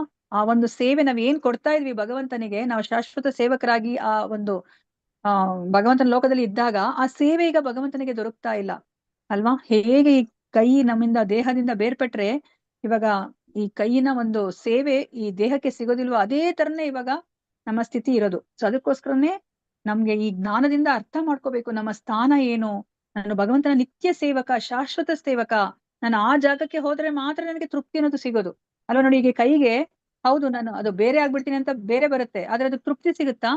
ಅದ್ರ ಕೆಲಸ ಮಾಡ್ಲಿಕ್ಕೆ ಆಗತ್ತಾ? ದೇಹದಿಂದ ಅದು ಬೇರ್ಪಟ್ರೆ ಈ ಅಂಗ, ಅದಕ್ಕೇನು ಒಂದು ಅರ್ಥನೇ ಇಲ್ಲ ಅಲ್ವಾ. ನಾವಿವಾಗ ಹಾಗೇನೆ ಅರ್ಥವಿಹೀನ ಜೀವನವನ್ನ ಮಾಡ್ತಾ ಇದೀವಿ. ನಾವು ಆ ಭಗವಂತನ ಅಂದ್ರೆ ಋಷಿಕೇಶ ಸೇವನಂ ಭಕ್ತಿ ರುಚ್ಯತೆ ಅಲ್ವಾ. ನಮ್ಮ ಋಷಿಕ ಅಂದ್ರೆ ನಮ್ಮ ಇಂದ್ರಿಯಗಳಿಂದ ನಾವು ಆ ಋಷಿಕೇಶ ಇಂದ್ರಿಯಗಳ ಒಡೆಯನಾದ ಭಗವಂತನಿಗೆ ನಾವು ಸೇವೆಯನ್ನ ಮಾಡಿದ್ರೆ ಅಷ್ಟೇನೆ ನಮ್ಮ ಈ ಇಂದ್ರಿಯಗಳಿಗೆ ತೃಪ್ತಿ ಆಗೋದು. ಇಲ್ಲಾಂದ್ರೆ ನಾವ್ ಯಾವಾಗ್ಲೂ ಅದಕ್ಕೆ ಅತೃಪ್ತಿಯಿಂದನೇ ಇರೋದು ಅಲ್ವಾ. ನಾವು ಇವಾಗ ಯಾವ ತರ ಜೀವನವನ್ನ ಮಾಡ್ತಿದೀವಿ ಅಂತಂದ್ರೆ, ಇವತ್ತು ಹಿಂಗೆ ಸುಖ ಇಲ್ಲ, ಇನ್ನು ಸ್ವಲ್ಪ ನಾನು ಮುಂದುವರೆದ್ರೆ ಸುಖ ಬರುತ್ತೆ ಅಂತ ಹೇಳ್ಬಿಟ್ಟು ನಾವು ಚಿಕ್ಕವರಿಂದ ಹಾಗೆ ಜೀವನ ಮಾಡ್ತಾ ಇರೋದು. ಬಾಲ್ಯದಲ್ಲಿ ಇದ್ದಾಗ ನಾವ್ ಯೌವನಕ್ಕೆ ಬಂದ್ರೆ ಖುಷಿ, ಇಲ್ಲಾಂದ್ರೆ ಗೃಹಸ್ಥರಾದ್ರೆ ಖುಷಿ, ಅಥವಾ ಇನ್ನ ರಿಟೈರ್ಡ್ ಆದ್ರೆ ಖುಷಿ ಅನ್ಕೊಂಡ್ರು. ಅದೇ ತರ ನಾವು ಆ ಒಂದು ಖುಷಿಯನ್ನ ನಾವು ಹಿಡಿಲಿಕ್ಕೆ, ಅದನ್ನ ಕ್ಯಾಚ್ ಮಾಡ್ಲಿಕ್ಕೆ ಹೋಗ್ತಾನೆ ನಾವು ಜೀವನವನ್ನ ಮುಗಿಸ್ಬಿಡ್ತಾ ಇದೀವಿ ಹೊರತು ನಾವು ಆ ಪ್ರೆಸೆಂಟ್ ಅಂತ ನಾವ್ ಏನ್ ಹೇಳ್ತೀವಿ ವರ್ತಮಾನದಲ್ಲಿ ನಾವು ಬದುಕ್ತಾನೆ ಇಲ್ಲ ಅಲ್ವಾ. ಸೊ ಇವಾಗ ನಮ್ಗೆ ಆ ತೃಪ್ತಿ, ನಿಜವಾದ ತೃಪ್ತಿ ನಮ್ಗೆ ಯಾವಾಗ ಆಗತ್ತೆ ಅಂದ್ರೆ ನಾವು ಭಗವಂತನಿಗೆ ಸೇವೆ ಮಾಡಿದಾಗ ಅಷ್ಟೇ ನಮ್ಗೆ ನಿಜವಾದ ತೃಪ್ತಿ ಸಿಗೋದು. ಯಾಕಂದ್ರೆ ನಮ್ಮ ಸ್ಥಾನ ಅದು, ಕೈಯ ಸ್ಥಾನ ಈ ದೇಹವನ್ನ ನೋಡ್ಕೊಳೋದು, ಕೈಗೆ ತೃಪ್ತಿ ಈ ದೇಹವನ್ನ ನೋಡ್ಕೊಂಡಾಗ.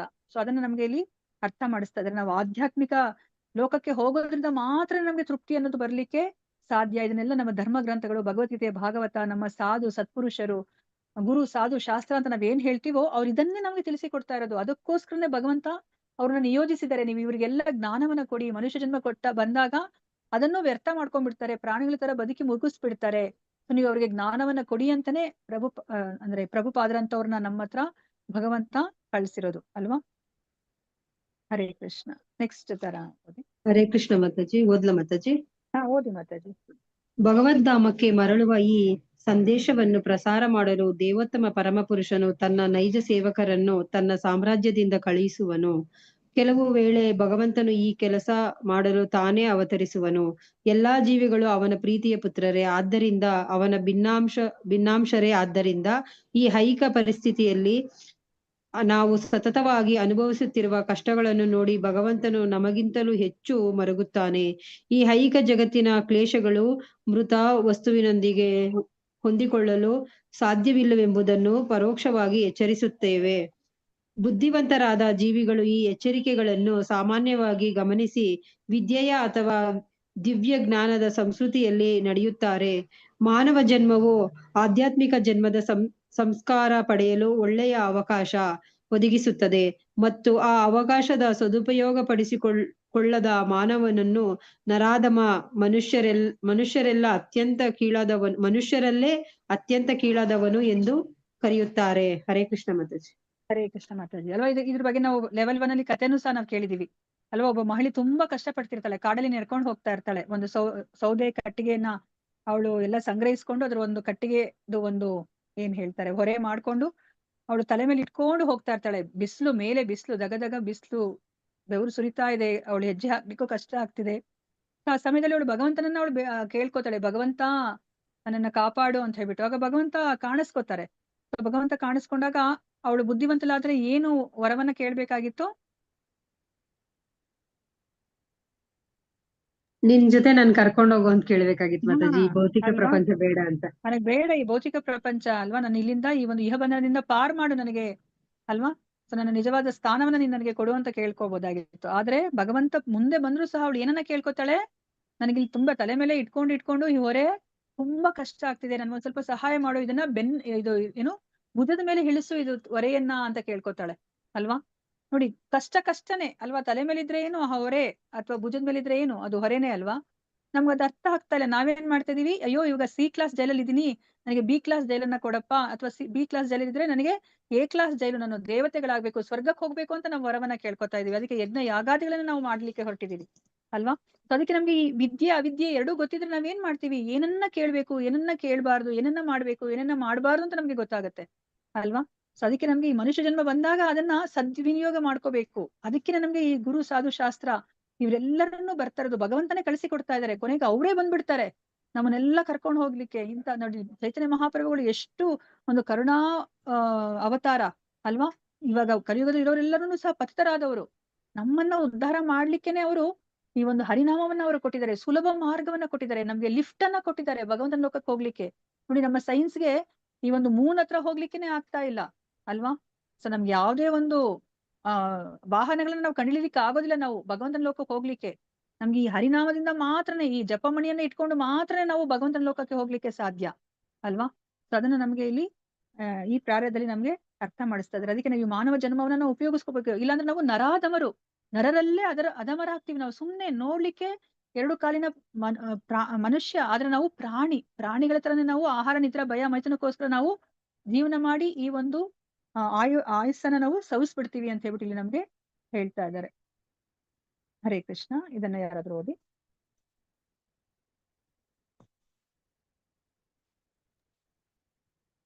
ಕೃಷ್ಣ ಮಾತಾಜಿ. ಓದಿ ಪ್ರಭುಜಿ. ಅವಿದ್ಯೆಯ ಮಾರ್ಗವು ಅಂದರೆ ಇಂದ್ರಿಯ ಸುಖಕ್ಕಾಗಿ ಐಹಿಕ ಜ್ಞಾನವನ್ನು ಸಂಪಾದಿಸುವುದು, ಮತ್ತೆ ಮತ್ತೆ ಜನನ ಮರಣಗಳನ್ನು ಪಡೆಯುವ ಮಾರ್ಗ.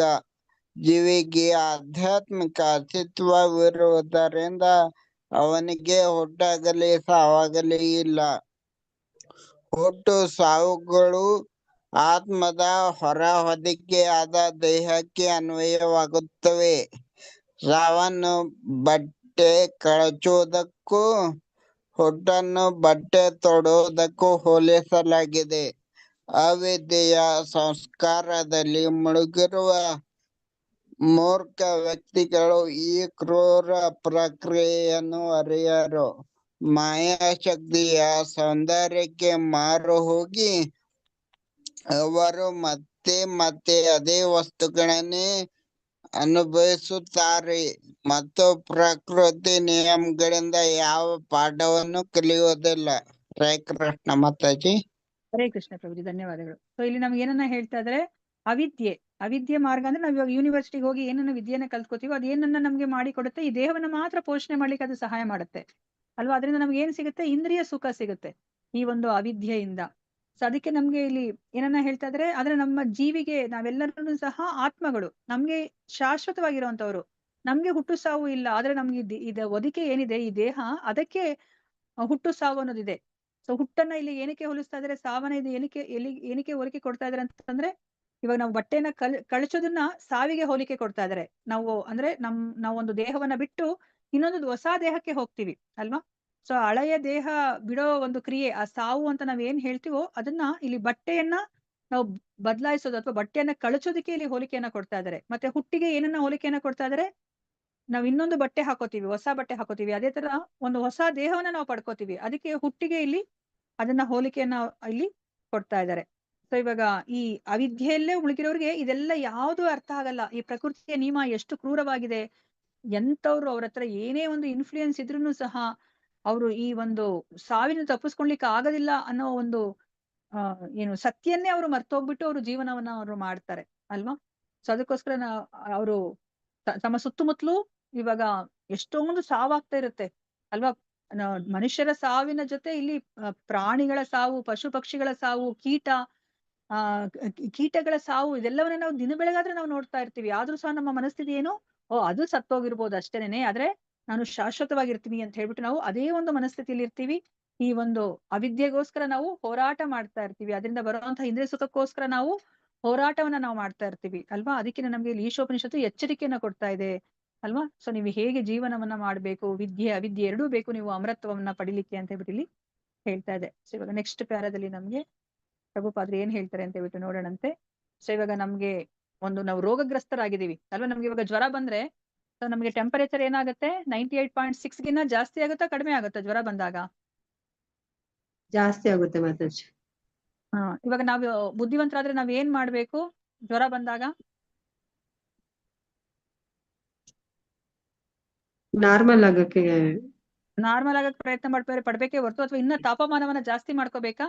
100 ಡಿಗ್ರಿ ಇರೋದನ್ನ 104 ಅಥವಾ 107ಗೆ ಜಾಸ್ತಿ ಆಗೋ ತರ ನಾವು ಮಾಡ್ಕೋಬೇಕಾಗತ್ತಾ? ಇಲ್ಲ ಮಾತಾಜಿ, ನಾರ್ಮಲ್ ಆಗಕ್ಕೆ ಟ್ರೈ ಮಾಡ್ಬೇಕು ನಾವು. ಟ್ರೈ ಮಾಡ್ಬೇಕು ಅಲ್ವಾ. ಇವಾಗ ಅದೇ ತರನೇ ಇವಾಗ ನಮ್ಗೆಲ್ಲರಿಗೂ ಸಹ ನಾವೆಲ್ಲ ಆರೋಗ್ಯವಾಗಿದೀವಾ? ಇಲ್ಲ ಮಾತಾಜಿ. ನಮ್ಗೆ ರೋಗ ಬಂದಿದೆ, ನಮ್ಗೆ ಅದೇ ಗೊತ್ತಾಗ್ತಿಲ್ಲ. ನಾವು ದೇಹ ಚೆನ್ನಾಗಿದ್ರೆ ಓಡಾಡ್ಕೊಂಡು ತಿನ್ಕೊಂಡು ಮಾಡ್ಕೊಂಡು ಮಲ್ಕೊಂಡಿದ್ರೆ ನಾವು ಆರೋಗ್ಯವಾಗಿದೀವಿ ಅನ್ಕೋತೀವಿ. ಆದ್ರೆ ನಮ್ಗೆ ರೋಗ ಇದೆ, ನಾವು ರೋಗಗ್ರಸ್ತರಾಗಿದ್ದೀವಿ. ನಮ್ಗೆ ಎಂತ ರೋಗ ಬಂದಿದೆ? ಭವರೋಗ ಬಂದಿದೆ ಅಲ್ವಾ. ಅದರಿಂದ ನಾವು ಹೊರಗಡೆ ಬರ್ಬೇಕು.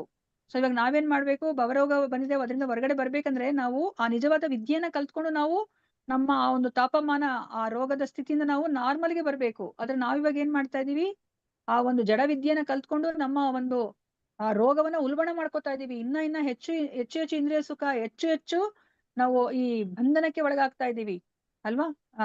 ವಿಕರ್ಮವನ್ನ ಮಾಡ್ತಾ ಇದೀವಿ ನಾವು. ಇಲ್ಲೇ ಮತ್ತೆ ಶರೀರಗಳನ್ನ, ನಮ್ಮ ಕರ್ಮಾನುಸಾರ ಶರೀರಗಳನ್ನ ಪಡೆಯುವಂತಹ ಒಂದು ಕರ್ಮಗಳನ್ನ ಮಾಡ್ಕೊಂಡು ಬರ್ತಾ ಇದೀವಿ. ಅದಕ್ಕೆ ನಮ್ಗೆ ಇಲ್ಲಿ ಅರ್ಥ ಮಾಡಿಸ್ತಾ ಇದ್ದಾರೆ ಇಲ್ಲಿ ಪ್ರಭುಪಾದ್ರು. ಅಂದ್ರೆ ನಿಮ್ಗೆ ರೋಗ ಬಂದಿದೆ ಅಂದ್ರೆ ಅದನ್ನ ನೀವು ನಾರ್ಮಲ್ ಟೆಂಪರೇಚರ್ಗೆ ಕರ್ಕೊಂಡು ಹೋಗ್ಬೇಕೇ ಹೊರತು ಸೊ ನೀವು ಅದನ್ನ ಉಲ್ಬಣ ಮಾಡ್ಕೋಬಾರ್ದು. ನೀವು ಇಂದ್ರಿಯ ಸುಖವನ್ನ ಹೆಚ್ಚು ಮಾಡ್ಕೊಂತ ಅಂತ ಹೇಳ್ಬಿಟ್ಟು ನಮ್ಗೆ ತುಂಬಾ ಚೆನ್ನಾಗಿ ಇಲ್ಲಿ ಅರ್ಥ ಮಾಡಿಸ್ತಾ ಇದ್ದಾರೆ. ಇದನ್ನ ಯಾರಾದ್ರೂ ಓದಿ, ಯಾರು ಓದಿಲ್ವೋ ಅವ್ರು ಓದಿ, ಅಥವಾ ಯಾರು ಓದೋರಿಲ್ಲ ಅಂದ್ರೆ ಓದಿರೋರೆ ಮತ್ತೆ ರಿಪೀಟ್ ಮಾಡಿ.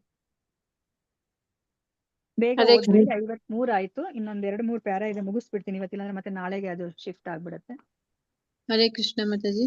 ವಿದ್ಯೆಯ ಅಥವಾ ದಿವ್ಯ ಜ್ಞಾನದ ಸಂಸ್ಕೃತಿ ಮಾನವನಿಗೆ ಅತ್ಯವಶ್ಯಕ.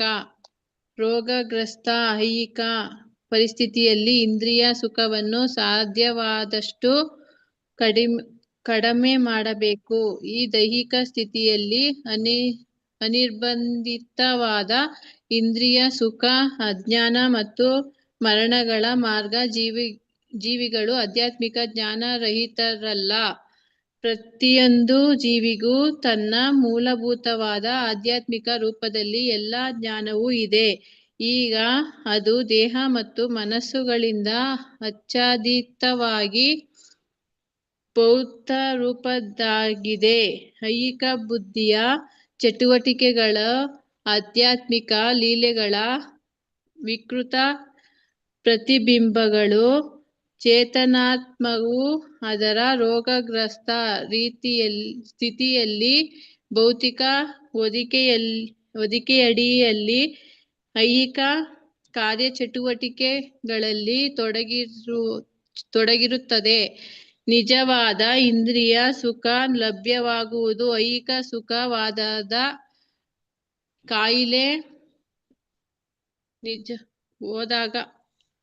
ಕಾಯಿಲೆ ಹೋದಾಗ ಮಾತ್ರ. ಐಹಿಕ ಮಾಲಿನ್ಯವಿಲ್ಲದ ನಮ್ಮ ನೈಜ ಆಧ್ಯಾತ್ಮಿಕ ಸ್ವರೂಪದಲ್ಲಿ ಮಾತ್ರ ಪರಿಶುದ್ಧವಾದ ಇಂದ್ರಿಯ ಸುಖ ಸಾಧ್ಯ. ಮಾನವ ಜನ್ಮದ ವಿಕೃತ ಇಂದ್ರಿಯ ಸುಖ ಸಾಧನೆಯಲ್ಲ. ಐಹಿಕ ಕಾಯಿಲೆಗಳನ್ನು ವಾಸಿ ಮಾಡಿಕೊಳ್ಳಲು ಒಬ್ಬನು ಕಾತರನಾಗಿರಬೇಕು. ಐಹಿಕ ಕಾಯಿಲೆ ಬಿಗಡಾಯಿಸುವುದು ವಿದ್ಯೆಯ ಲಕ್ಷಣವಲ್ಲ.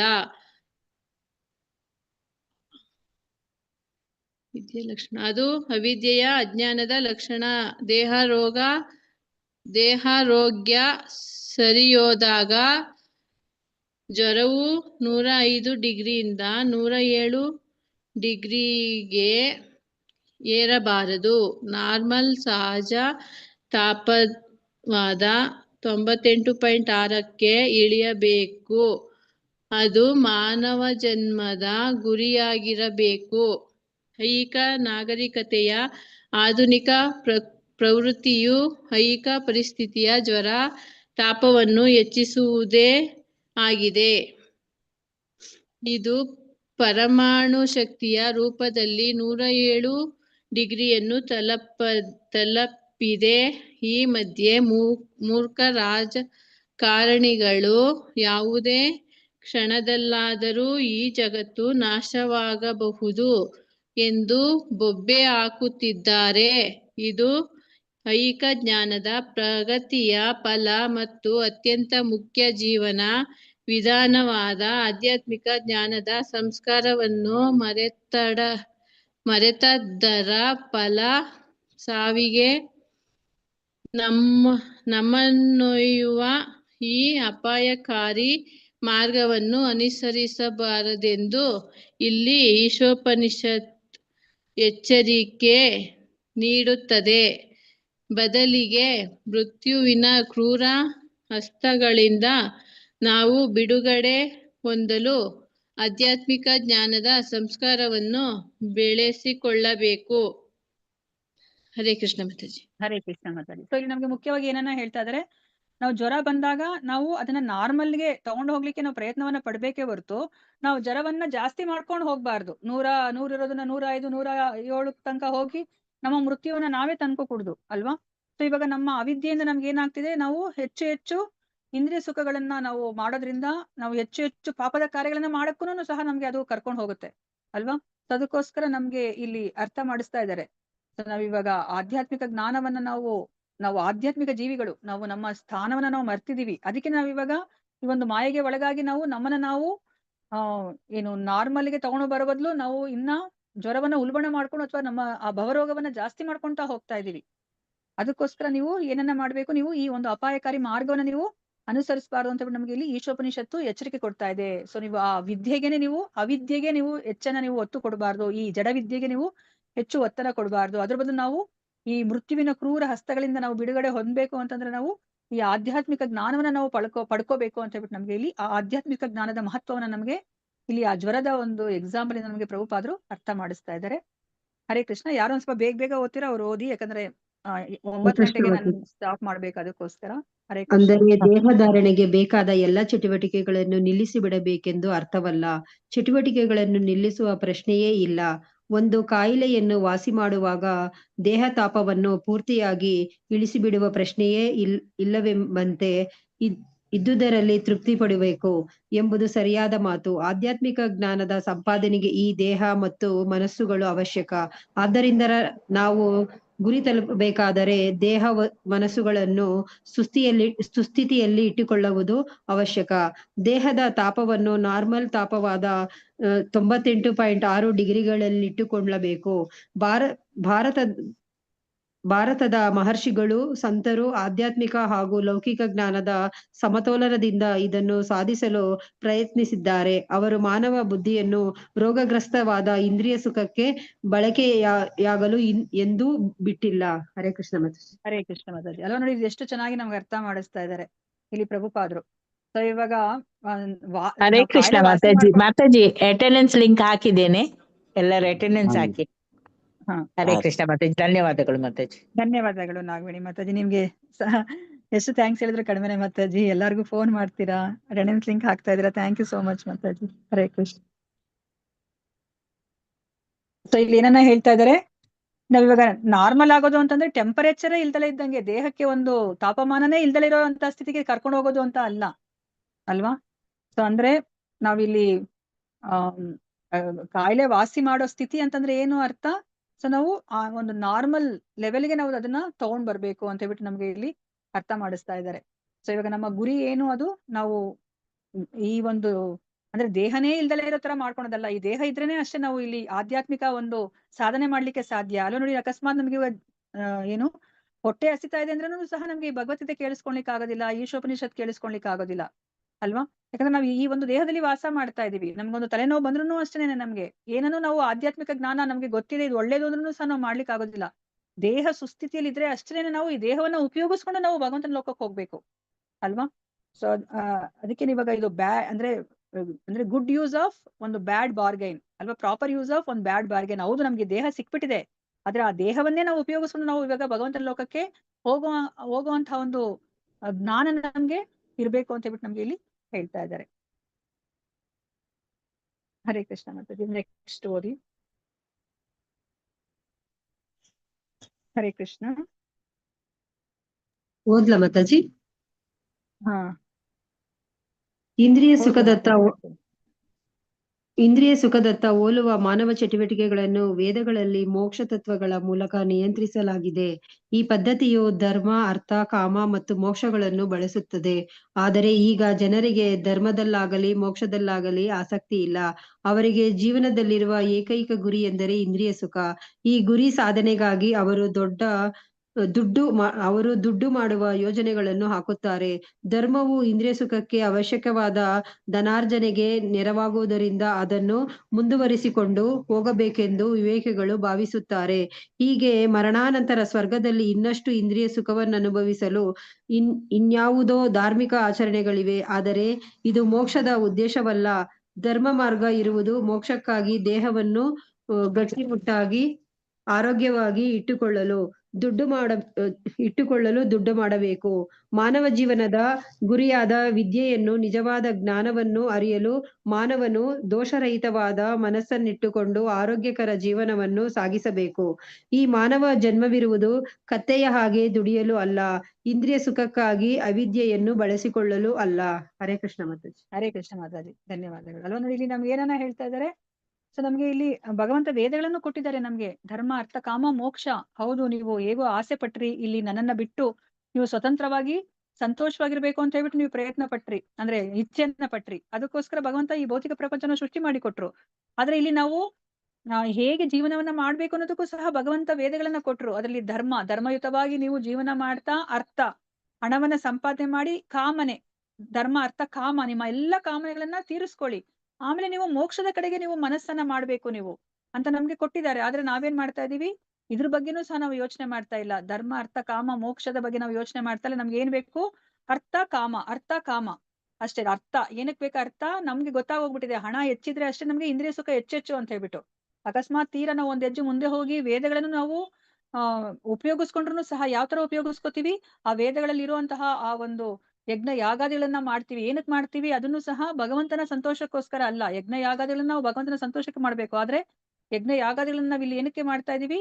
ನಮ್ಮ ಇಂದ್ರಿಯ ತೃಪ್ತಿ ಇನ್ನ ಹೆಚ್ಚು ಪಡ್ಕೋಬೇಕು ಅಂತ. ಯಾಕಂದ್ರೆ ದೇವತೆಗಳಾದ್ರೆ ನಾವು ನಮ್ಮ ಇಂದ್ರಿಯ ತೃಪ್ತಿಯನ್ನ ನಾವು 1000 ಪಟ್ಟು ಜಾಸ್ತಿ ಮಾಡ್ಕೋಬಹುದು ಅಲ್ವಾ. ನಮ್ಮ ದೇಹ, ಈ ದೇಹ ನಮ್ಮ ಸುಖವನ್ನ ನಾನು ಹೆಚ್ಚು ಪಡ್ಬೇಕಂದ್ರೂ ನನಗೆ ಅದು ಸಹಾಯ ಮಾಡೋದಿಲ್ಲ. ಯಾಕಂದ್ರೆ ನನಗೆ ಇವಾಗ 10 ಜಾಮೂನ್ ತಿನ್ಬೇಕು ಅಂದ್ರೆ ನನಗೆ ಸಹಾಯ ಮಾಡೋದಿಲ್ಲ ನನ್ನ ದೇಹ ಅಲ್ವಾ. ಅದಕ್ಕೆ ವಾಕರಿಕೆ ಬರುತ್ತೆ, ವಾಮಿಟ್ ಆಗುತ್ತೆ, ನಮ್ಗೆ ಹೆಲ್ತ್ ಅಪ್ಸೆಟ್ ಆಗುತ್ತೆ. ಆದ್ರೆ ದೇವತೆಗಳ ಶರೀರ ಆಗಲ್ಲ. ಇನ್ನ ಹೆಚ್ಚೆಚ್ಚು ಇಂದ್ರಿಯ ಸುಖವನ್ನ ಅದು ಪಡ್ಕೋಬಹುದು ಅಲ್ವಾ. ನಾವ್ ಇವಾಗ ಈ ವೇದಗಳನ್ನು ಸಹ ಇದಕ್ಕೆ ಉಪಯೋಗಿಸ್ಕೊತೀವಿ ಹೊರತು, ಇಂದ್ರಿಯ ಸುಖವನ್ನ ಹೆಚ್ಚೆಚ್ಚು ಮಾಡ್ಕೊಂಡು ಹೋಗ್ಬೇಕು ಅನ್ನೋದಕ್ಕೆ ಉಪಯೋಗಿಸ್ಕೊತೀವಿ ಹೊರತು, ನಾವು ಆ ಮೋಕ್ಷದ ಕಡೆಗೆ ನಾವು ವಾಲದೇ ಇಲ್ಲ ಅಲ್ವಾ. ನಾವು ಮನಸ್ಸು ಹೋಗೋದೇ ಇಲ್ಲ. ಸೊ ಅದಕ್ಕೋಸ್ಕರ ನಮ್ಗೆ ಇಲ್ಲಿ ಏನನ್ನ ಹೇಳ್ತಾ ಇದೆ ಈಶೋಪನಿಷತ್ತು ಸಹ ನಮ್ಗೆ ಏನು ಹೇಳ್ತಾ ಇದೆ, ಈ ಮಾನವ ಜನ್ಮ ಇರೋದು ಕತ್ತೆ ಹಾಗೆ ದುಡಿಲಿಕ್ಕಲ್ಲ. ಮತ್ತೆ ನಮ್ಗೆ ಈ ಅವಿದ್ಯೆ ಏನಿದೆ ಅದನ್ನ ನಾವು ಇಂದ್ರಿಯ ಸುಖಕ್ಕೋಸ್ಕರ ಬಳಸ್ಕೊಳೋದಲ್ಲ. ಈ ದೇಹವನ್ನ ಆರೋಗ್ಯಕರವಾಗಿ ಇಟ್ಕೊಂಡು ಏನಕ್ಕೆ ಇಟ್ಕೋಬೇಕು ಆರೋಗ್ಯಕರ? ಇಂದ್ರಿಯ ಸುಖಕ್ಕೋಸ್ಕರ ಅಲ್ಲ. ನಾವು ಈ ಆಧ್ಯಾತ್ಮಿಕ ಸಾಧನೆಯನ್ನ ಮಾಡ್ಲಿಕ್ಕೋಸ್ಕರ, ನಾವು ಈ ದೇಹವನ್ನ ಆರೋಗ್ಯವಾಗಿ ಇಟ್ಕೊಳ್ಲಿಕ್ಕೋಸ್ಕರ ನಾವು ಆ ಅವಿದ್ಯೆಯನ್ನು ಸಹ ನಾವು ಉಪಯೋಗಿಸ್ಕೋಬೇಕು ಅಂತ ಹೇಳ್ಬಿಟ್ಟು ನಮ್ಗೆ ಇಲ್ಲಿ ಹೇಳ್ತಾ ಇದೆ. ಹರೇ ಕೃಷ್ಣ ಮಾತಾಜಿ. ಓದ್ಬಿಡಿ ಮಾತಾಜಿ ಇದು. ಹರೇ ಕೃಷ್ಣ ಮಾತಾಜಿ. ವಿದ್ಯೆಯ ಮಾರ್ಗದ ಬಗ್ಗೆ ಮದ್ಭಾಗವತದಲ್ಲಿ ಚೆನ್ನಾಗಿ ಹೇಳಲಾಗಿದೆ. ಮಾನವನು ತನ್ನ ಜೀವನವನ್ನು ಪರಮ ಸತ್ಯದ ಅನ್ವೇಷಣೆಗಾಗಿ ಬಳಸಬೇಕೆಂದು ಅದು ನಿರ್ದೇಶಿಸುತ್ತದೆ. ಪರಮ ಸತ್ಯನನ್ನು ಬ್ರಹ್ಮನ್, ಪರಮಾತ್ಮ, ಕೊನೆಗೆ ಭಗವಂತ ಎಂಬುದಾಗಿ ಹಂತವಾಗಿ ಸಾಕ್ಷಾತ್ಕರಿಸಿಕೊಳ್ಳಬೇಕು. 10ನೆಯ ಮಂತ್ರದ ಭಾವಾರ್ಥದಲ್ಲಿ ಹೇಳಿರುವ ಭಾಗವತದ ಅಷ್ಟಾದಶ ತತ್ವಗಳನ್ನು ಅನುಸರಿಸಿ ಜ್ಞಾನವಿರಕ್ತಿಗಳನ್ನು ಸಂಪಾದಿಸಿದವನು ಪರಮ ಸತ್ಯನನ್ನು ಅರಿಯುತ್ತಾನೆ. ಈ ಅಷ್ಟಾದಶ ತತ್ವಗಳ ಪ್ರಧಾನ ಉದ್ದೇಶ ದೇವೋತ್ತಮ ಪರಮ ಪುರುಷನ ಬಗ್ಗೆ ಭಕ್ತಿ ಸೇವೆಯನ್ನು ಸಾಧಿಸುವುದೇ ಆಗಿದೆ. ಆದ್ದರಿಂದ ಎಲ್ಲ ಮಾರ್ಗದ ಜನರು ಭಗವಂತನಿಗೆ ಭಕ್ತಿ ಸೇವೆ ಮಾಡುವ ಕಲೆಯನ್ನು ಕಲಿತುಕೊಳ್ಳಬೇಕೆಂದು ಹೇಳಲಾಗಿದೆ. ವಿದ್ಯೆಯನ್ನು ಕಲಿಯಲು ಖಚಿತವಾದ ಮಾರ್ಗವನ್ನು ಶ್ರೀ ರೂಪ ಗೋಸ್ವಾಮಿಯವರು ತಮ್ಮ ಭಕ್ತಿ ರಸಾಮೃತ ಸಿಂಧುವೆಂಬ ಕೃತಿಯಲ್ಲಿ ಹೇಳಿದ್ದಾರೆ. ಈ ಕೃತಿಯನ್ನು ನಾವು ಆಂಗ್ಲ ಭಾಷೆಯಲ್ಲಿ ದ ನೆಕ್ಟರ್ ಆಫ್ ಡಿವೋಷನ್ ಎಂಬ ಕೃತಿಯಾಗಿ ಪ್ರಕಟಿಸಿದ್ದೇವೆ. ಮಾತಾಜಿ. ವಿದ್ಯೆಯ ಸಂಸ್ಕಾರದ ಬಗ್ಗೆ ಶ್ರೀಮದ್ ಭಾಗವತದಲ್ಲಿ ಹೀಗೆ ಸಂಕ್ಷಿಪ್ತವಾಗಿ ಹೇಳಲಾಗಿದೆ. ಮಾತಾಜಿ ಇದೊಂದಿಷ್ಟು ನಾನೇ ಓದ್ಬಿಡ್ತೀನಿ ಮಾತಾಜಿ, ಯಾಕಂದ್ರೆ ಟೈಮ್ ಆಗೋಗ್ತದೆ ಅಂತ ಅಷ್ಟೇ. ಸಾರಿ. ತಸ್ಮಾದೇಕೇನ ಮನಸ ಭಗವಾನ್ ಸಾತ್ವತಾಂ ಪತಿಃ ಶ್ರೋತವ್ಯ ಕೀರ್ತಿತವ್ಯಶ್ಚ ಧ್ಯೇಯ ಪೂಜ್ಯಶ್ಚ ನಿತ್ಯದ. ಆದ್ದರಿಂದ ಭಕ್ತರು ತಮ್ಮ ರಕ್ಷಕನಾದ ದೇವೋತ್ತಮ ಪರಮಪುರುಷನನ್ನು, ಭಗವಂತನನ್ನು ಸದಾ ಸ್ಮರಿಸುತ್ತಾ, ಧ್ಯಾನಿಸುತ್ತಾ, ಸ್ತುತಿಸುತ್ತಾ, ಭಜಿಸುತ್ತಾ ಇರಬೇಕು. ಭಾಗವತ 1.2.14. ಧರ್ಮ, ಅರ್ಥ, ಕಾಮಗಳ ಗುರಿ ಭಗವಂತನ ಭಕ್ತಿ ಸೇವೆಯಾಗದಿದ್ದರೆ ಅವೆಲ್ಲವೂ ಅವಿದ್ಯೆಯ ನಾನಾ ರೂಪಗಳಾಗುತ್ತವೆ ಅಷ್ಟೇ ಎಂದು ಈಶೋಪನಿಷತ್ತಿನ ಮುಂದಿನ ಮಂತ್ರಗಳು ಹೇಳುತ್ತವೆ. ಈ ಯುಗದಲ್ಲಿ ವಿದ್ಯೆಯ ಸಂಸ್ಕಾರ ಬೆಳೆಸಿಕೊಳ್ಳಬೇಕಾದರೆ ಎಲ್ಲ ಅಲೌಕಿಕವಾದಿಗಳ ಪ್ರಭುವಾದ ದೇವೋತ್ತಮ ಪರಮಪುರುಷನನ್ನು ಅಚಲ ಮನಸ್ಸಿನಿಂದ ಸದಾ ಭಜಿಸಿ, ಜಪಿಸಿ, ಅವನ ಬಗ್ಗೆ ಶ್ರವಣ ಮಾಡಬೇಕು ಅಂತ ಹೇಳ್ಬಿಟ್ಟು ಇಲ್ಲಿ ಹೇಳ್ತಾ ಇದ್ದಾರೆ. ಸೊ ನಮ್ಗೆ ಇಲ್ಲಿ ಏನನ್ನ ಮೇನ್ ಆಗಿ ಅರ್ಥ ಮಾಡಿಸ್ತಾ ಇದ್ದಾರೆ. ಸೊ ಅವಿದ್ಯೆನೂ ಬೇಕು. ಏನಕ್ಕೆ ಬೇಕು? ಈ ದೇಹವನ್ನ ನಾವು ಉಪಯೋಗಿಸ್ಕೊಂಡು ಆ ಒಂದು ವಿದ್ಯೆಯನ್ನ ನಾವು ನಮ್ಮ ಜೀವನದಲ್ಲಿ ಸಾಧಿಸ್ಕೊಂಡು ನಾವು ಆ ಪರಮಸತ್ಯಲ್ಲೂ ನೋಡಿ, ಅವ್ರು ಬರೇ ನೀವು ಆ ಬ್ರಹ್ಮನನ್ನ ಅರ್ಥ ಮಾಡ್ಕೊಂಡ್ಬಿಡಿ ಸಾಕು ಅಂತ ಹೇಳ್ತಾ ಇಲ್ಲ ನಮ್ಗೆ ನಮ್ಮ ಧರ್ಮ ಗ್ರಂಥಗಳು ಅಲ್ವಾ. ಹೌದು, ನಾವ್ ಇವಾಗ ಆಧ್ಯಾತ್ಮದ ಕಡೆಗೆ ಹೋಗ್ತಾ ಇದೀವಿ. ಆದ್ರೆ ಬ್ರಹ್ಮನ್ ಹಂತದ ಸಾಕ್ಷಾತ್ಕಾರ ಅಂದ್ರೆ ಅದು ಪರಿಪೂರ್ಣ ಸಾಕ್ಷಾತ್ಕಾರ ಅಲ್ಲ. ಇಲ್ಲಪ್ಪ, ನಾನು ಪರಮಾತ್ಮ, ನನ್ನ ಹೃದಯದಲ್ಲಿ ಇರುವಂತಹ ಪರಮಾತ್ಮನ ನಾನು ನೋಡ್ದೆ, ದರ್ಶನ ಮಾಡ್ದೆ ಅಂದ್ರೆ ಅದನ್ನು ಸಹ ಪರಿಪೂರ್ಣ ಅಲ್ಲ. ಏನನ್ನ ಹೇಳ್ತಾ ಇದಾರೆ ನಮ್ಮ ಶಾಸ್ತ್ರಗಳು? ಸೊ ನೀವು ಭಗವಾನ್ ಸಾಕ್ಷಾತ್ಕಾರ, ಭಗವಂತ ಅವನು ನಮ್ಮ ತರನೇ ಒಬ್ಬ ವ್ಯಕ್ತಿ, ಅವನ ಜೊತೆ ನಾವು ಯಾವುದೇ ಒಂದು ಸಂಬಂಧವನ್ನ ನಾವು ಬೆಳೆಸ್ಕೋಬಹುದು. ಆ 5 ರಸದಲ್ಲಿ ನಾವು ಭಗವಂತನ ಜೊತೆ ಒಂದು ಒಡನಾಟವನ್ನ ಇಟ್ಕೋಬಹುದು. ಆ ಒಂದು ಹಂತವನ್ನ ತಲುಪಿ ಅಂತಾನೆ ಹೇಳ್ತಾ ಇದ್ದಾರೆ ನೋಡಿ. ಅದು ಪರಿಪೂರ್ಣ ಸಾಕ್ಷಾತ್ಕಾರವನ್ನ ಮಾಡ್ಕೊಳ್ಳಿ ಅಂತ ನಮ್ಗೆ ಹೇಳ್ತಾ ಇದ್ದಾರೆ. ಬ್ರಹ್ಮನ್, ಪರಮಾತ್ಮ, ಆ ಭಗವಾನ್ ಸಾಕ್ಷಾತ್ಕಾರವನ್ನ ನೀವು ಪಡಿಬೇಕು ಅಂತ ಹೇಳ್ಬಿಟ್ಟು ನಮ್ಗೆ ಹೇಳ್ತಾ ಇದ್ದಾರೆ. ಇದನ್ನೇ ನಮ್ಗೆ ಇವಾಗ ಕಲಿಸಿ ಕೊಡ್ತಾ ಇರೋದು. ಹೌದು, ಎಷ್ಟೊಂದು ಮಾರ್ಗಗಳಿದೆ ಭಗವಂತನನ್ನ ಪಡಿಲಿಕ್ಕೆ ಅಲ್ವಾ. ಕರ್ಮ ಮಾರ್ಗ, ಜ್ಞಾನ ಮಾರ್ಗ, ಧ್ಯಾನ ಮಾರ್ಗ, ಭಕ್ತಿ ಮಾರ್ಗ. ಆದ್ರೆ ಭಕ್ತಿ ಮಾರ್ಗವೇ ಸುಲಭವಾಗಿ ಭಗವಂತನನ್ನ ಪಡಿಲಿಕ್ಕೆ ಇರುವಂತಹ ಮಾರ್ಗ. ಅದು ಈ ಕಲಿಯುಗದ ಜನಗಳಿಗೋಸ್ಕರ ಚೈತನ್ಯ ಮಹಾಪ್ರಭುಗಳು ನಮ್ಗೆ ಕೊಟ್ಟಿದ್ದಾರೆ ಅಲ್ವಾ. ಯಾಕಂದ್ರೆ ನಮ್ಮ ಮೇಲೆ ಅಷ್ಟು ಕರುಣೆ. ಅಯ್ಯೋ, ಇವರು ನನ್ನ ಲೋಕಕ್ಕೆ ಬರೋದೇ ಇಲ್ವಲ್ಲ, ಮತ್ತೆ ಅವರು ಕೃತಯುಗಕ್ಕೋ ದ್ವಾಪರಯುಗಕ್ಕೋ ಬರುವಂತಹ ಒಂದು ಅರ್ಹತೆನ ಪಡ್ಕೊಂಡಾಗ ಅಷ್ಟೇ ನನ್ನ ಕಡೆಗೆ ಬರ್ಬೇಕಾಗುತ್ತಲ್ಲ ಅಂತೇಳಿ ಭಗವಂತ ನಮಗೋಸ್ಕರ ಇಲ್ಲಿ ಈ ಒಂದು ಹರಿನಾಮವನ್ನ ಕೊಟ್ಟಿದ್ದಾರೆ. ನಮ್ಗೆ ಭಾಗವತದಲ್ಲಿ ಹೇಳೋ ತರನೇ ನಾವ್ ಏನನ್ನ ಮಾಡ್ಬೇಕು, ಬೇರೆ ಏನನ್ನೂ ಮಾಡೋದ್ ಬೇಕಾಗಿಲ್ಲ ನಾವು. ಹಣವನ್ನ ಏನು ನಾವು ವ್ಯಯಿಸೋದು ಬೇಕಾಗಿಲ್ಲ ಭಗವಂತನ ಸಂತೋಷ ಪಡ್ಲಿಕ್ಕೆ. ಏನನ್ನು ಹೇಳ್ತಾ ಇದಾರೆ ಇಲ್ಲಿ? ಶ್ರೋತವ್ಯ ಕೀರ್ತಿತವ್ಯಶ್ಚ ಸ್ಮರತವ್ಯಶ್ಚ ಅಷ್ಟೇ. ಏನು ನಾವು ಕೇಳಿಸ್ಕೋಬೇಕು, ಶ್ರವಣ ಮಾಡ್ಬೇಕು, ಕೇಳಿಸ್ಕೋಬೇಕು, ಶ್ರವಣ ಮಾಡ್ಬೇಕು, ನಾವು ಅವ್ರನ್ನ ಸ್ತುತಿಯನ್ನ ಮಾಡ್ಬೇಕು, ಮತ್ತೆ ಸ್ಮರಣೆ ಮಾಡ್ಬೇಕು.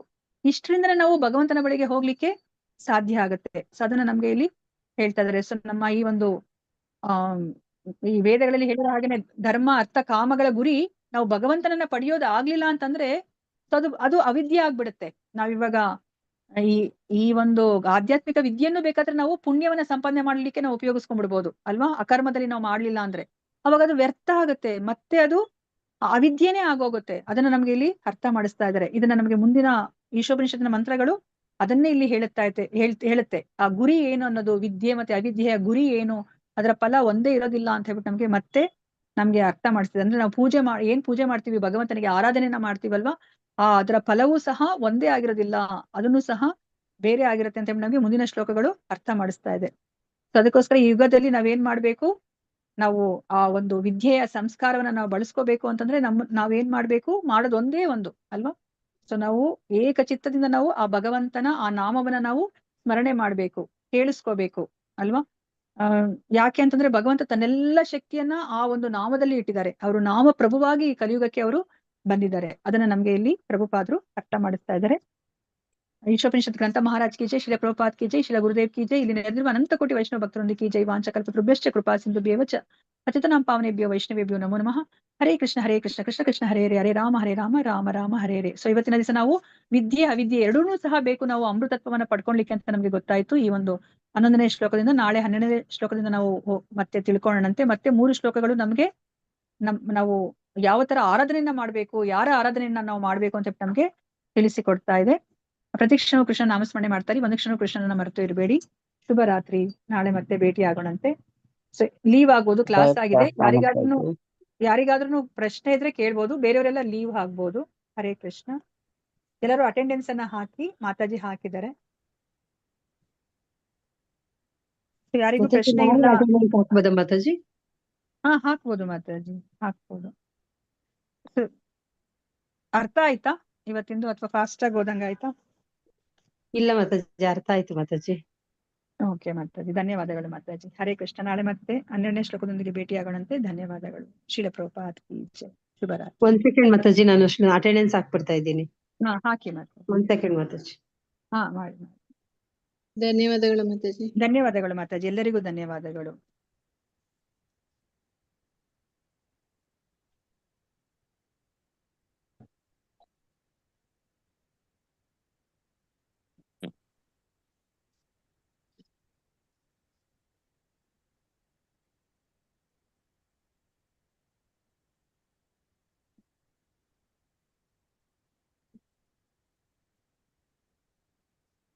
ವಿನೋದ್ ಪ್ರಭುಜಿ, ನಾಳೆ ನೀವು ಅಟೆಂಡೆನ್ಸ್ ಲಿಂಕ್ ಅನ್ನ ಮಾತಾಜಿ ನಿಮಗೆ ಕೊಡ್ತಾರಲ್ವಾ, ಅದನ್ನ ಕ್ಲಾಸ್ ಮಧ್ಯದಲ್ಲಿ ಒಂದ್ಸತಿ ಹಾಕ್ಬಿಡಿ ಪ್ರಭುಜಿ.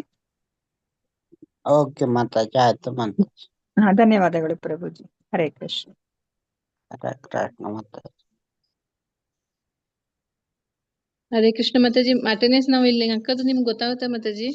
ನನಗ್ ಗೊತ್ತಾಗಲ್ಲ ಮಾತಾಜಿ, ಅದನ್ನ ಯಾರು ಕ್ರಿಯೇಟ್ ಮಾಡಿದಾರೆ, ಅದ್ರ ಅಡ್ಮಿನ್ ಇರ್ತಾರಲ್ಲ ಅವ್ರಿಗೆ ಮಾತ್ರ ಗೊತ್ತಾಗುತ್ತೆ. ಅದ್ರ ಓನರ್ ಯಾರು ಇರ್ತಾರೆ ಅವ್ರಿಗೆ ಮಾತ್ರ ಗೊತ್ತಾಗುತ್ತೆ. ಹಾಕಿದ್ದಾಯ್ತು ಮಾತಾಜಿ. ಹರೇ ಕೃಷ್ಣ ಮಾತಾಜಿ, ಧನ್ಯವಾದಗಳು.